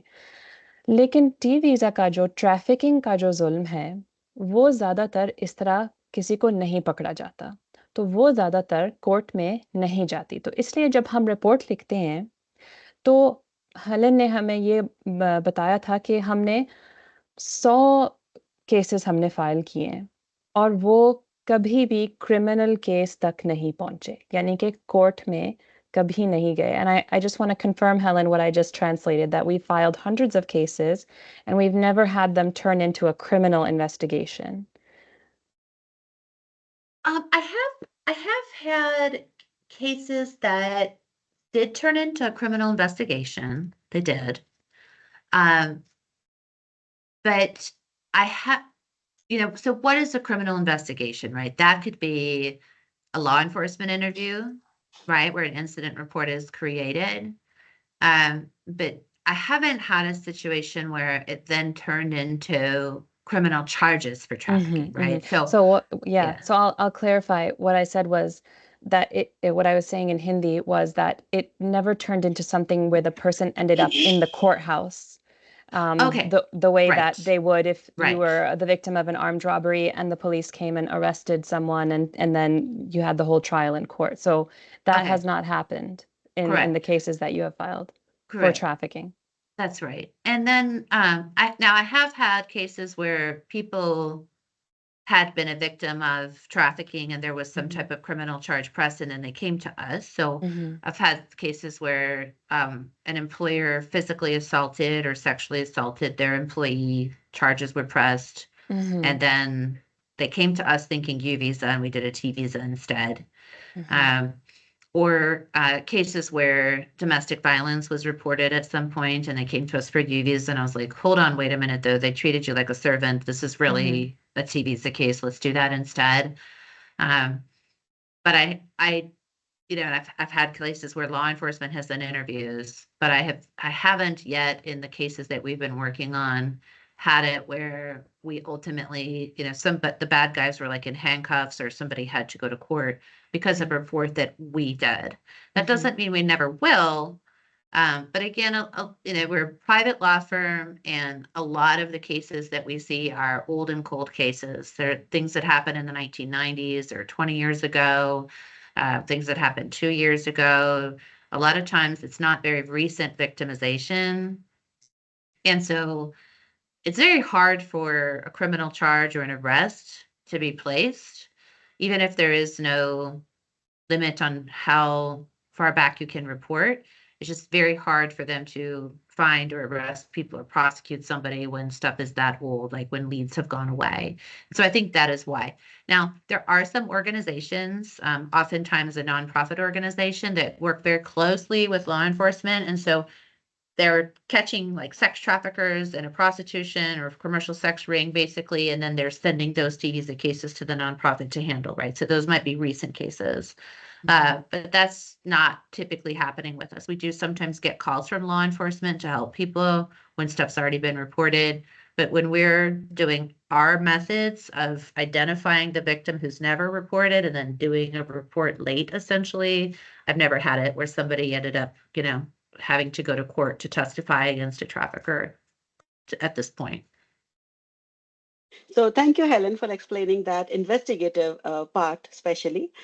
So हमारे दर्शकों के लिए ये मैं बताना चाहती हूँ कि जो एक डर है जो कि उनको बना रहता है कि जिसके खिलाफ इन्होंने रिपोर्ट की है या जिसके बारे में उन्होंने बताया है, जो उनसे साथ बुरा व्यवहार करता था या ये उनके साथ ऐसी चीजें करता था जो कि अमानवीय हैं, और वो बहुत सारी चीजें हो सकती हैं, क्या उसके खिलाफ हम रिपोर्ट करेंगे? ये एक प्रश्न है जो हमारे ज्यादातर लोगों को परेशान करता है, हमारे क्लाइंट्स को। तो हेलन ये बताना चाहती हैं आपको कि ज्यादातर केसेस में कोई रिपोर्ट के बाद क्रिमिनल चार्ज लेके आना किसी व्यक्ति के ऊपर बहुत मुश्किल है। उसके बहुत सारे कारण हैं, क्योंकि वो उसके लिए इतने सारे सबूत नहीं होते कई बार उस डिपार्टमेंट के पास कि वो उसके खिलाफ एक क्रिमिनल सबूत लेके आए और जाकर के उसको वो जेल में डाल दें। अगर आपको ये डर है कि कोई उसको कोई जेल में तो नहीं लेके जाएगा, कोई उसको गिरफ्तार तो नहीं कर लेगा, उसको ये तो नहीं पता चल जाएगा कि मैंने उसके खिलाफ रिपोर्टिंग की है, तो यह तीनों चीजों के आंसर हैं कि इसके होने की संभावनाएं बहुत कम हैं। अभी तक हमने जो केसेस किए हैं उसमें कभी भी ऐसी कोई संभावना अभी तक नहीं आई है। क्या ये हो सकता है? उसका जवाब है शायद, लेकिन क्या ये होगा? शायद कभी नहीं। तो ये हम आपको इसलिए यहाँ बता रहे हैं कि आपको इस बात से बिल्कुल भी घबराना नहीं है। कभी कभी हमारे पास कॉल्स आते हैं जहां पर हमको कोई डिपार्टमेंट ये फोन करके बताता है कि हमें आपके क्लाइंट से इंटरव्यू करना है, हमें आपके क्लाइंट से बात करनी है, जो जो भी बातें हमने आपको बताई हैं उसके बारे में हमें उनसे कुछ सवाल पूछने हैं। ज्यादातर वो सवाल हम लिख के उसके जवाब उनको दे देते हैं। अगर वो फिर भी उन जवाबों से सेटिस्फाइड नहीं हो, मतलब उनको संतोष ना मिले उन जवाबों से, तो वो कभी कभी हमारे साथ रिक्वेस्ट करते हैं हमारे ऑफिस में आपके साथ कोई होता है फोन पर जो आपको ये बताता है कि वो क्या आपसे पूछ रहे हैं, आप उनको क्या जवाब देना चाहते हैं। उतना होता है जिसको कि हम एक इंटरव्यू बोलते हैं, उसकी संभावना जरूर है। क्या इसके अलावा और कुछ हो सकता है कि आपको कहीं कोर्ट में जाना पड़ेगा, या आपको कहीं जेल में जाना पड़ेगा, या आपको किसी पुलिस डिपार्टमेंट में जाना पड़ेगा? इन तीनों के सवालों के जवाब है नहीं। और ना हुँ, ही हम ऐसा सोच रहे हैं कि भविष्य में ऐसा कुछ होने वाला है। और उसके बहुत सारे कारण हैं, लेकिन आप इस बात से डर के हमें ना बताएं ये चीज कि आपके साथ क्या हुआ है, और आप किसी भी टी वीजा के ऑप्शन से वंचित रह जाएं, ये आपका अपने साथ ही अन्याय होगा। तो हुँ, ये हुँ, जवाब हमने आपको इसलिए बहुत गहराई में जाके समझाया है कि ये डर आपके मन में नहीं रहना चाहिए। हुँ, हुँ।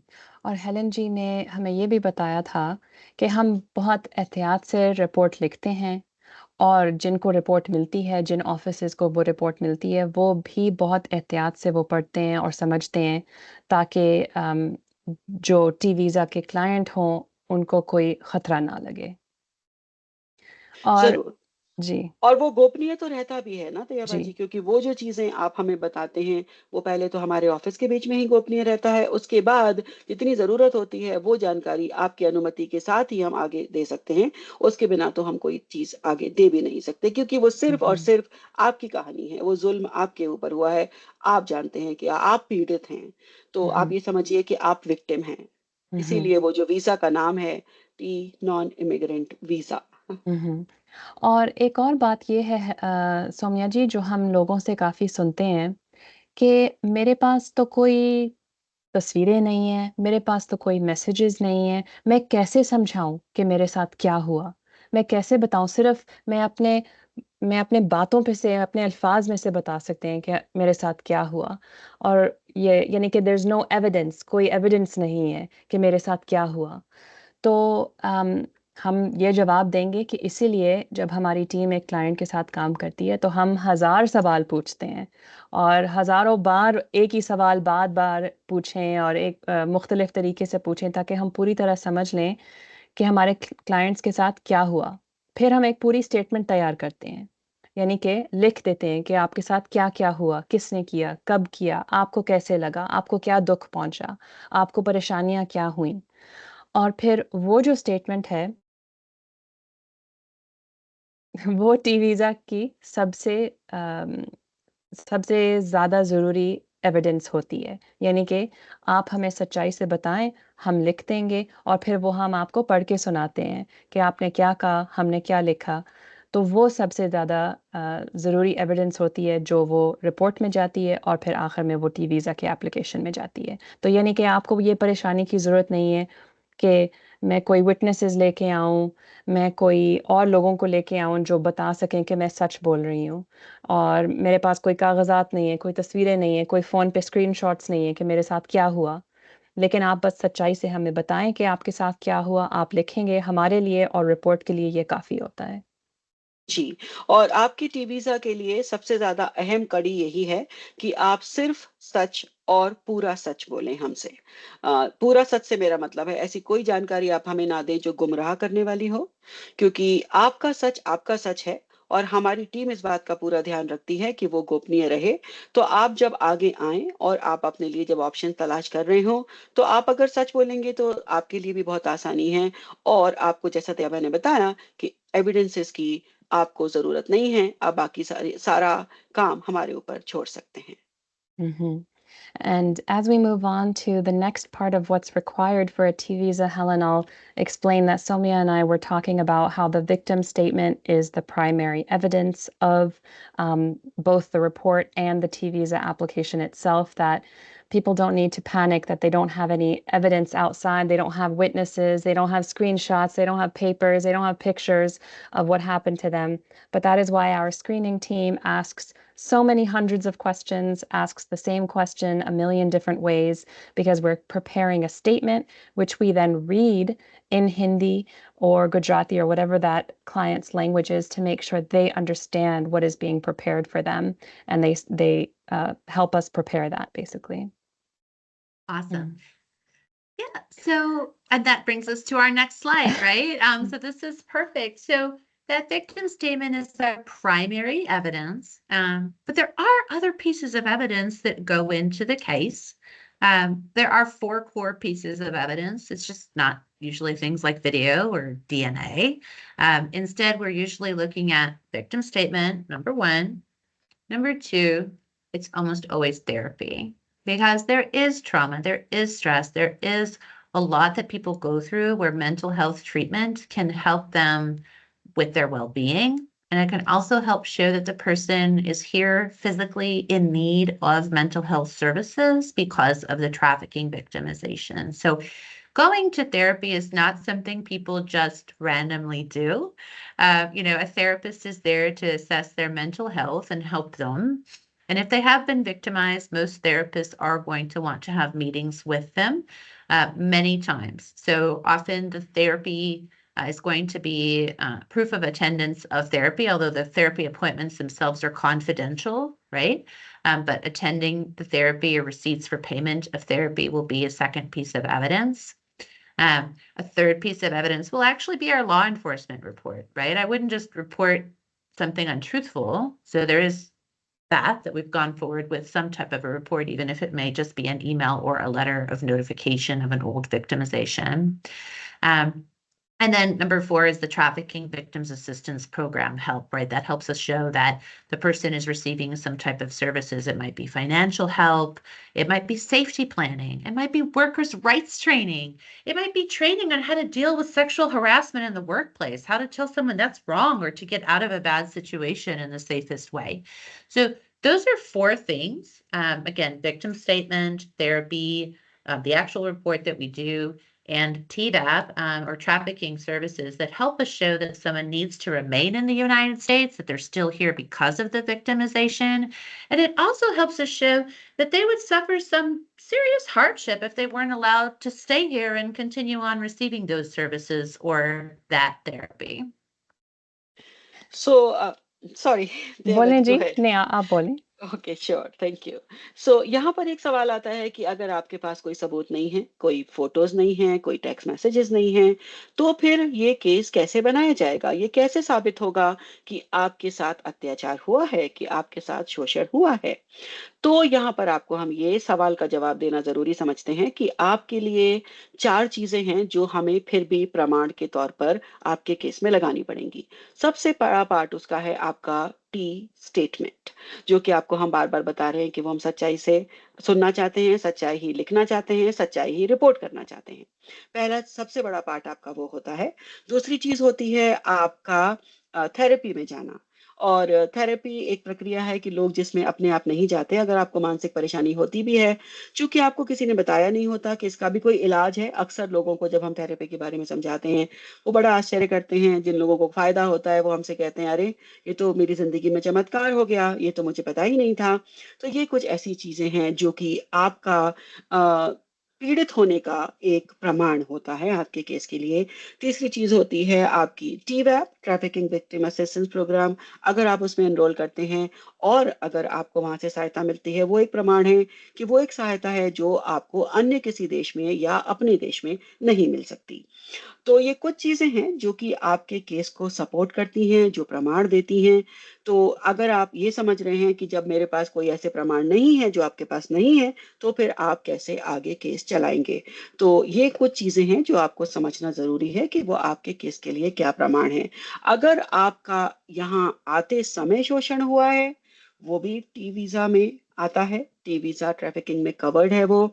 अगर आपका यहाँ आने के बाद शोषण हुआ है, वो भी कवर्ड है उसमें। तो मतलब बहुत सारी चीज़ें हैं। आप ये मत सोचिए कि आप तो किसी देश से चले थे और आप इस देश में आए और उसके बाद आपके साथ ऐसा हुआ। तो क्या वो कवर्ड होगा? तो उसका जवाब है हाँ, वो बिल्कुल कवर्ड होगा। आप जिस भी देश से चले हैं और यहाँ तक पहुँचे हैं और अब आप यहाँ रह रहे हैं, कृपया हमें उन सभी सवालों के जवाब आप ईमानदारी से दें और वो सब आपके लिए प्रमाण होंगे और वो सब आपको क्वालिफ़ाई करेंगे आपके टी वीज़ा के लिए। हम्म। बहुत शुक्रिया सौम्या जी। और इस स्लाइड में क्या लिखा हुआ है कि और दो चीज़ें जो हमने बतानी होती है एप्लीकेशन में, वो एक है कि जो आपके साथ हुआ, आप उसी वजह से अमेरिका में हैं अभी तक, कि आपके साथ जो हुआ उसकी वजह से आपको इतनी मुश्किल पहुंची, आप इतने मुश्किल में हैं कि आप वापस अपने देश नहीं जा सकते। यानी कि शायद आपको किसी ने धोखा देके आपको पैसे नहीं दिए काम करने के लिए, या किसी ने आपको इतनी परेशानी में डाला कि आपको सिर्फ यहाँ अमेरिका में थेरेपी मिल सकती है, कि आप किसी के साथ बात कर सकते हैं समझने के लिए कि मैं अपनी परेशानियाँ कैसे दूर करूँ। तो ये लाज़मी नहीं है कि आप अमेरिका में इसी वजह से आए कि आपको फँसा के किसी ने अमेरिका तक लेके आया। लेकिन आप शायद पेपर्स के साथ आए, या जैसे भी आप अमेरिका में आए, तो फिर यहाँ पे आपके साथ जो बुरा हुआ वो यहीं से शुरू हुआ जैसे आपने बताया था। तो इस वजह से भी किसी को शायद फिर टी वीज़ा मिल सकता है। तो जी। और यहाँ पर एक और चीज़ है जो कि शायद मुझसे मिस हुई है, वो ये है कि ये भी हमें बताना पड़ता है जब हम आपका टीवी से एप्लीकेशन डालते हैं कि अगर किसी भी वजह से सरकार ये डिसाइड करे कि आपको हमें वापस भेजना पड़ेगा या आप वापस चले जाओ, तो आपको जिस देश से आप आए हैं और जो भी आपके साथ अत्याचार हुए हैं, उसकी वजह से जब आप वापस जाएँगे तो आपको ज़िंदगी जीना कितना मुश्किल होगा। हुँ, और हुँ। ये चीज़ दिखाना भी एक एविडेंस है या एक प्रमाण है कि आपको यहाँ पर रहने की अनुमति मिले, जो कि आपको टी वीज़ा दिलवाता है। तो आप बिल्कुल। ये मत सोचें अपने दिमाग में कि क्या-क्या आपके पास एविडेंस होंगे। ये सारे एविडेंसेस ज़्यादातर केसेस में हमारे and thanks to Helen for all that we do कि ये सारे अभी तक जो केसेस हमने जीते हैं, वो सब में ये सारी चीज़ें बहुत ही आवश्यक हुई हैं और हमारा जो इस बारे में जो जानकारी है हेलन को, वो उन्होंने आपके साथ साझा की है और हुँ, हुँ। सुनने के लिए आपका धन्यवाद। उहुँ। और मैं ये भी बताना चाहती हूँ कि हेलन ने जो 4 चीज़ें बताई थी हमें सौम्या जी के क्या सबूत होते हैं एक एप्लीकेशन के लिए।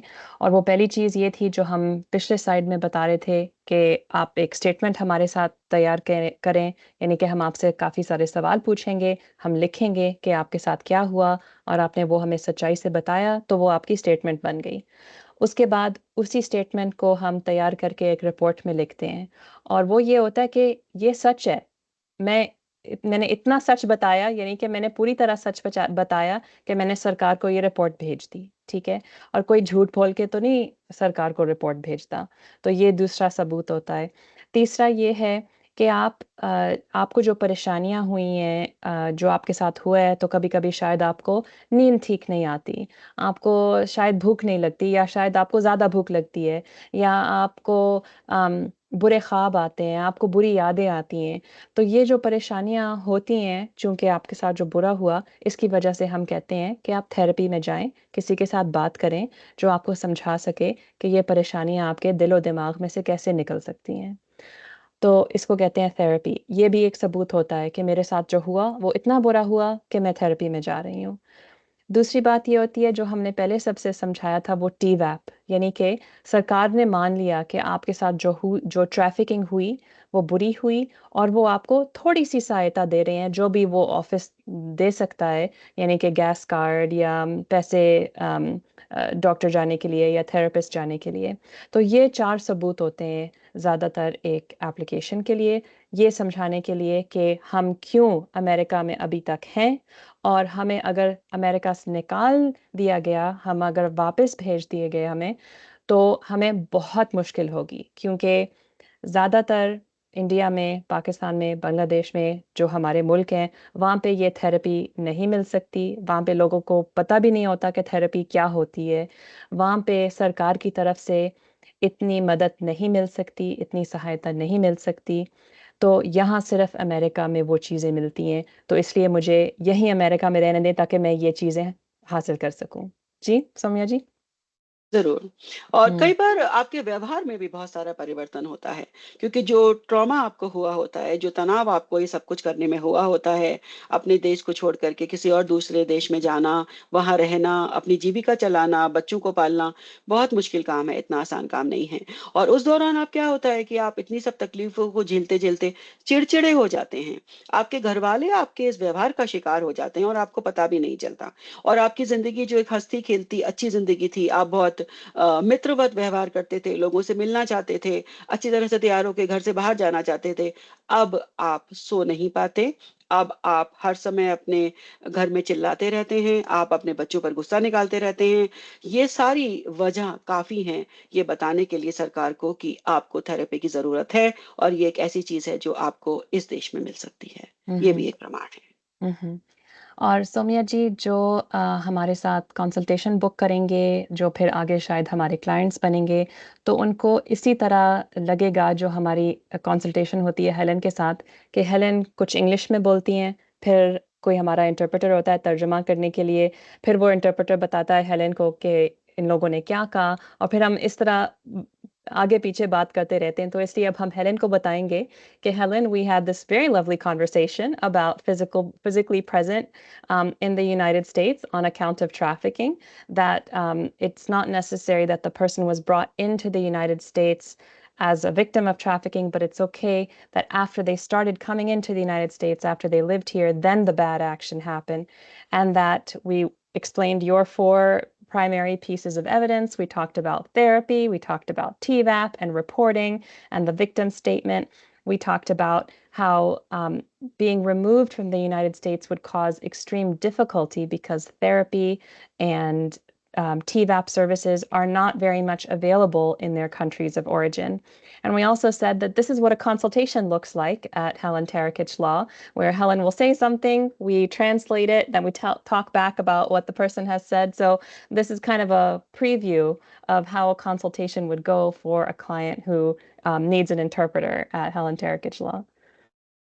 Thank you so much. I know it's a lot to cover, but I'm very happy to see that we're able to try to share this information in video format. I think it will help people feel more comfortable talking to us and exploring their options and also kind of remembering a lot of what is covered. Thank you so much. So, if there's nothing else you want to say about this, Helen, about physical presence in the United States on account of hardship, यानी कि सौम्या जी एक बार हम फिर से समझाएंगे कि कभी-कभी लोग पेपर्स के साथ आते हैं, यानी कि H1B पे आए या विजिटर वीज़ा पे आए, किसी वजह से आए, शादी करके आए, लेकिन फिर उसके बाद अमेरिका में उनके साथ कोई बुरी चीज़ हुई, कोई ट्रैफिकिंग हुई।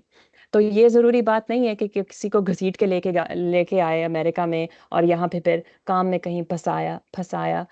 तो लेकिन कभी-कभी अमेरिका में लोग आते हैं, किसी वजह से भी आते हैं, किसी तरीके से आते हैं, फिर यहाँ कोई बुरी चीज़ शुरू होती है उनके साथ, जिसको हम ट्रैफिकिंग कहलाते हैं, तो फिर उनको भी शायद टी वीज़ा हासिल हो सके।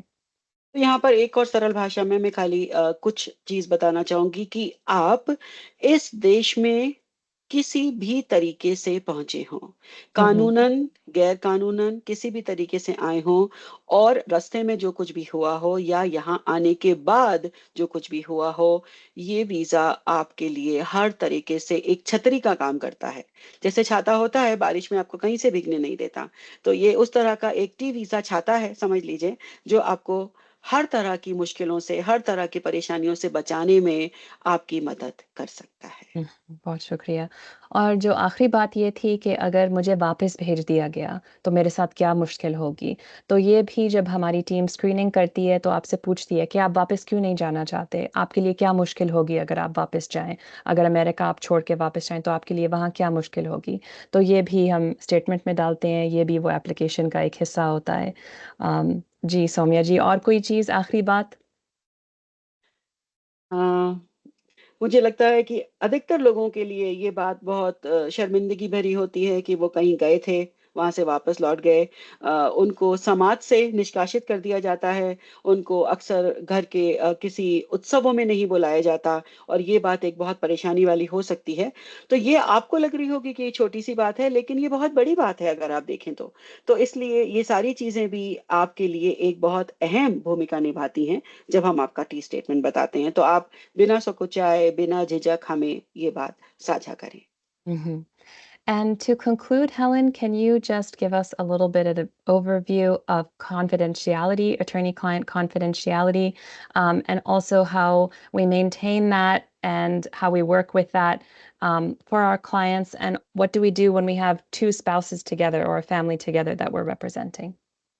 Sure. So I think that people are often surprised at our policies or all of my rules, but I do base my policies and rules off of professional responsibility and ethics uh, requirements. So first of all, when we have a consultation, even though a person is not a client yet, right? Even though they're not a client yet, they are going to be protected by confidentiality for all of the screening calls, all of the information that they provide us, whether it's documents or responses to our questions. And of course, if they then later become a client, their information again will never be released without their permission, right? Um, I'll usually want to talk to just one person first because when we screen people, sometimes we find out that maybe the spouse or an adult child or an employer wants to be in that consultation, but they're actually an abuser, right? Or there may be a conflict between them. And so then we don't want to necessarily handle two different cases. We want to just handle the one. So I'll usually have the consultation with the person who is going to be the main primary applicant, the main victim in the case, and they go through this full screening process. And then from there, we have spaces that we have reserved to then, if it becomes necessary, we will offer a spousal or child or parent or sibling consultation. So I just say that because sometimes people expect to be able to have their wife on speakerphone, and we don't want that to happen in that initial consultation. We do ask a lot of questions that other attorneys may not have asked in the past. And so I don't want anybody to feel surprised when I start talking about very private and personal things. And again, we want to make sure that by law we have this protection. So in a consultation before we begin, I almost always will say something just like this. Are you alone in a safe place with nobody listening?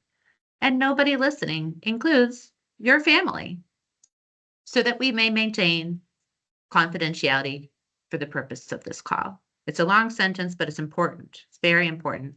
We also don't want people to be like driving or working while we're talking because we need to have a focused conversation. And again, we wouldn't want somebody in a public place or in the middle of the checkout line, a cash register or something for those calls because someone could hear and then that would end up interrupting confidentiality. So we take it very seriously, not just for the protection of our potential clients or clients, but also for the protection of ourselves and our teams, right? So we work with victims of crime.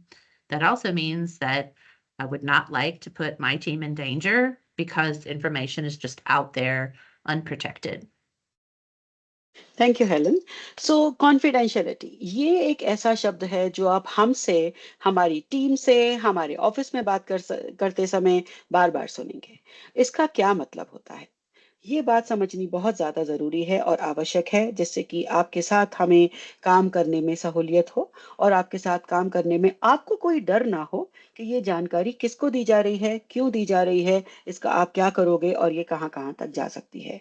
सो सारी जानकारी जो आप हमारी team को देते हैं, मतलब जब आपसे कोई कहता है कि मैं फलाँ-फलाँ व्यक्ति हेलन टारोकीज के ऑफिस से बात कर रहा हूँ और आप उसको कोई बात बताते हैं अपने बारे में, जिसका कि ज़ाहिर-सा मतलब है कि वो चीज़ गोपनीय है, वो जानकारी गोपनीय है। अब आती है आपके साथ कंसल्टेशन की बात। तो हमेशा हम आपसे, जो भी इंटरप्रेटर आपके साथ कॉल पर होता है, वो आपसे हमेशा पूछता है कि क्या आप अकेले हैं? अब जब हम आपसे ये पूछते हैं कि क्या आप अकेले हैं, उसका एक सीधा मतलब होता है अकेले का मतलब अकेला। उसमें आपके पति-पत्नी, आपके बच्चे, आपके रिश्तेदार कोई भी शामिल नहीं हो सकते। हालाँकि ये बात थोड़ी आपको अजीब लग रही होगी, लेकिन ये आप समझिए कि कई बार ऐसा होता है कुछ स्थितियों में कि पति ही पत्नी का शोषण कर रहा होता है या पत्नी ही पति का शोषण कर रही होती है। कभी किसी का बच्चा किसी का शोषण कर रहा होता है, जो आपको नहीं दिखाई पड़ता या आप समझ नहीं पाते। लेकिन वो हम समझ पाते हैं। तो इसलिए आप उस चीज़ को थोड़ा समझें कि गोपनीयता का मतलब क्या होता है। तो जब हम आपसे बोल रहे हैं कि आप अकेले हैं, एक सुरक्षित स्थान में हैं, जिसका मतलब है आप ड्राइव नहीं कर रहे हैं, आप अपने स्टोर में काम नहीं कर रहे हैं, आप अपने ऑफ़िस में कुछ खाना नहीं बना रहे हैं, वो सारी चीज़ें शामिल हो सकती हैं। तो वो चीज़ होती है गोपनीयता, कि जहाँ पर आप हमसे आराम से बात कर सकें, हम आपसे आराम से सवाल पूछ सकें, क्योंकि हमारी जो लॉ फर्म है वो प्राइवेट लॉ फर्म है, जिसका मतलब है कि जो भी जानकारी है उसके साथ में हमारा टीम, हमारा स्टाफ, उन सब की भी सुरक्षा का ध्यान हमें रखना पड़ता है। तो जो भी जानकारी है या जो भी आप काम कर रहे हैं उसको आप छोड़ दीजिए, कृपया करके आप एक अकेले स्थान में चले जाएं जब आप हमसे बात कर रहे हो, चाहे वो हमारी स्क्रीनिंग टीम हो, चाहे वो हमारा कंसल्टेशन हो। अक्सर आपको अगर कभी फ़ोन पे आ रहा है और आप कोई काम कर रहे हैं, तो आपसे हम उम्मीद करते हैं कि आप 5 मिनट के लिए रजिस्टर से अलग हट के हमसे बात कर लें, थोड़ा दुकान के बाहर आकर के हमसे आप बात कर लें, जिससे आपका पूरा जो अटेंशन है, जो आपका पूरा ध्यान है, वो उस बातचीत पे जाए जो हम आपसे कर रहे हैं। ऐसा ना हो कि आप हमसे बात करते समय किसी कस्टमर से बात कर रहे हैं कि मुझे ₹4 44 सेंट दे दो या मुझे ये सिगरेट देना है, वो दे दो। कृपया करके ऐसी चीज़ों से आप बचें, जिससे कि आपकी ज़िंदगी आसान हो सके, हम आपको पूरी तरह मदद कर सकें, एट लीस्ट आपसे हम वो कह सकें, जो आपसे हम कहना चाहते हैं। हुँ। और सौम्या जी, आपने इतनी अच्छी तरह समझाया और हम एक और चीज़ भी देखते हैं कि कभी-कभी हम इतने मुश्किल सवाल पूछते हैं और इतने ज़्यादा सवाल पूछते हैं और लोग हमें बताते हैं कि ये बात मैंने पहले कभी किसी को नहीं बताई। ये मैंने पूरी ज़िंदगी किसी को नहीं बताई कि मेरे साथ क्या हुआ। तो ये सबसे ज़्यादा बात है कॉन्फिडेंशियलिटी, यानी कि हम आपकी इजाज़त के बगैर और किसी को नहीं बता सकते। तो इसलिए हम बार-बार आपसे भी कहते हैं कि आप काम पे ना बैठे रहें जब जब हमारी फ़ोन कॉल हो रही हो या किसी के सामने और नहीं बैठे रहें, क्योंकि ये चीज़ें मुश्किल होती हैं कभी-कभी बात करना, तो इसलिए हम भी गुप रखते हैं ये चीज़ें। तो जी। और एक और चीज़ है तैयबा जी, जो कि हमारी टीम आपसे पहले अपॉइंटमेंट सेटअप करती है, हुँ, चाहे वो हुँ। कोई भी काम हो, किसी भी स्टेप पर आपसे हम समय लेते हैं। उसका मतलब होता है कि वो समय आपके लिए खाली है। तो जब आप वो समय हमें देते हैं, कृपया ये ध्यान रखें कि वो समय आपके पास एक्चुअली खाली हो। हुँ, हुँ। तो उस समय वो चीज़ बात करना आपके साथ बहुत आसान हो जाता है और हमें उम्मीद है कि आपको भी ये बात समझ में आ जाएगी जैसे-जैसे आपका काम हमारे साथ चलता जाएगा, कि वो कितना ज़रूरी है आपके हुँ, लिए। हुँ। और हेलेन जी ने ये भी बताया था कि जब हम T1, T2 दोनों एप्लीकेशंस लिख रहे होते हैं, या T1 यानी कि जिसके साथ वो बुरी चीज़ हुई, जिसके नाम में वो एप्लीकेशन लिखी जाएगी। यानी कि शायद वन हस्बैंड यानी कि जो पति हैं, फिर T2 जो पत्नी होगी, जो वाइफ़ होगी उनकी। तो पहले हम एक अलग से बात करते हैं, फिर हम दूसरे से बात करते हैं। फिर हम उनकी इजाज़त के साथ उनको एक मिली हुई कन्वर्सेशन में, मिली हुई मीटिंग कंसल्टेशन में लाते हैं। यानी कि हम चाहते हैं कि हर बंदा अपनी कहानी हमें बताए, हर बंदा इजाज़त हमें दे, तो फिर हम मिल के बात करते हैं सबके साथ। तो यानी कि दर 2-2 कंसल्टेशंस होंगी। तो धन्यवाद तैयबा जी। और ये हम्म, आपने बताया वो ये बहुत ज़रूरी है हमारे भारतीय, पाकिस्तानी, बांग्लादेशी क्लाइंट्स को समझने के लिए कि आप अपने रिश्ते में पति पत्नी हैं, ये हमें जानते हैं, लेकिन हमारे लिए आप दो अलग अलग व्यक्ति हैं। और हमारे लिए चाहे आप साथ में हैं, चाहे आपका केस हम साथ में करेंगे, उसके बावजूद भी हमें आपकी कहानी सिर्फ आपसे जाननी है। उसमें आपका पत्नी नहीं शामिल हो सकती और पत्नी के लिए पति नहीं शामिल हो सकता। तो कृपया ये जो अंतर है वो आप समझें कि आपसे जब हम्म, हम गोपनीयता की बात करते हैं तो हम क्यों करते हैं। बहुत शुक्रिया. So, Helen, we discussed, in addition to the things that you said, we talked about how sometimes the very first time that our clients have ever, or potential clients have ever revealed this very private and painful story is to us. Maybe we're the first time they've ever told about the bad things that have happened to them. So we take that very seriously. So we maintain confidentiality, and that is why we ask them to also be in a safe and alone place. As Somia said, Akela means akela. Alone means alone. You must be by yourself. When you're having any conversation with us, we set time, we ask for an appointment so that we can make sure that they are safe to have that conversation.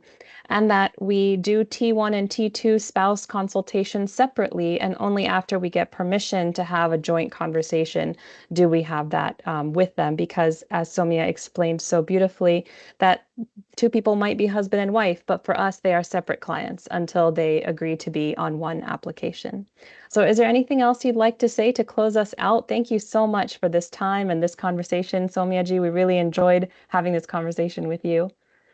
और Thank you so much to both of you for having this conversation and for having it in Hindi, Urdu.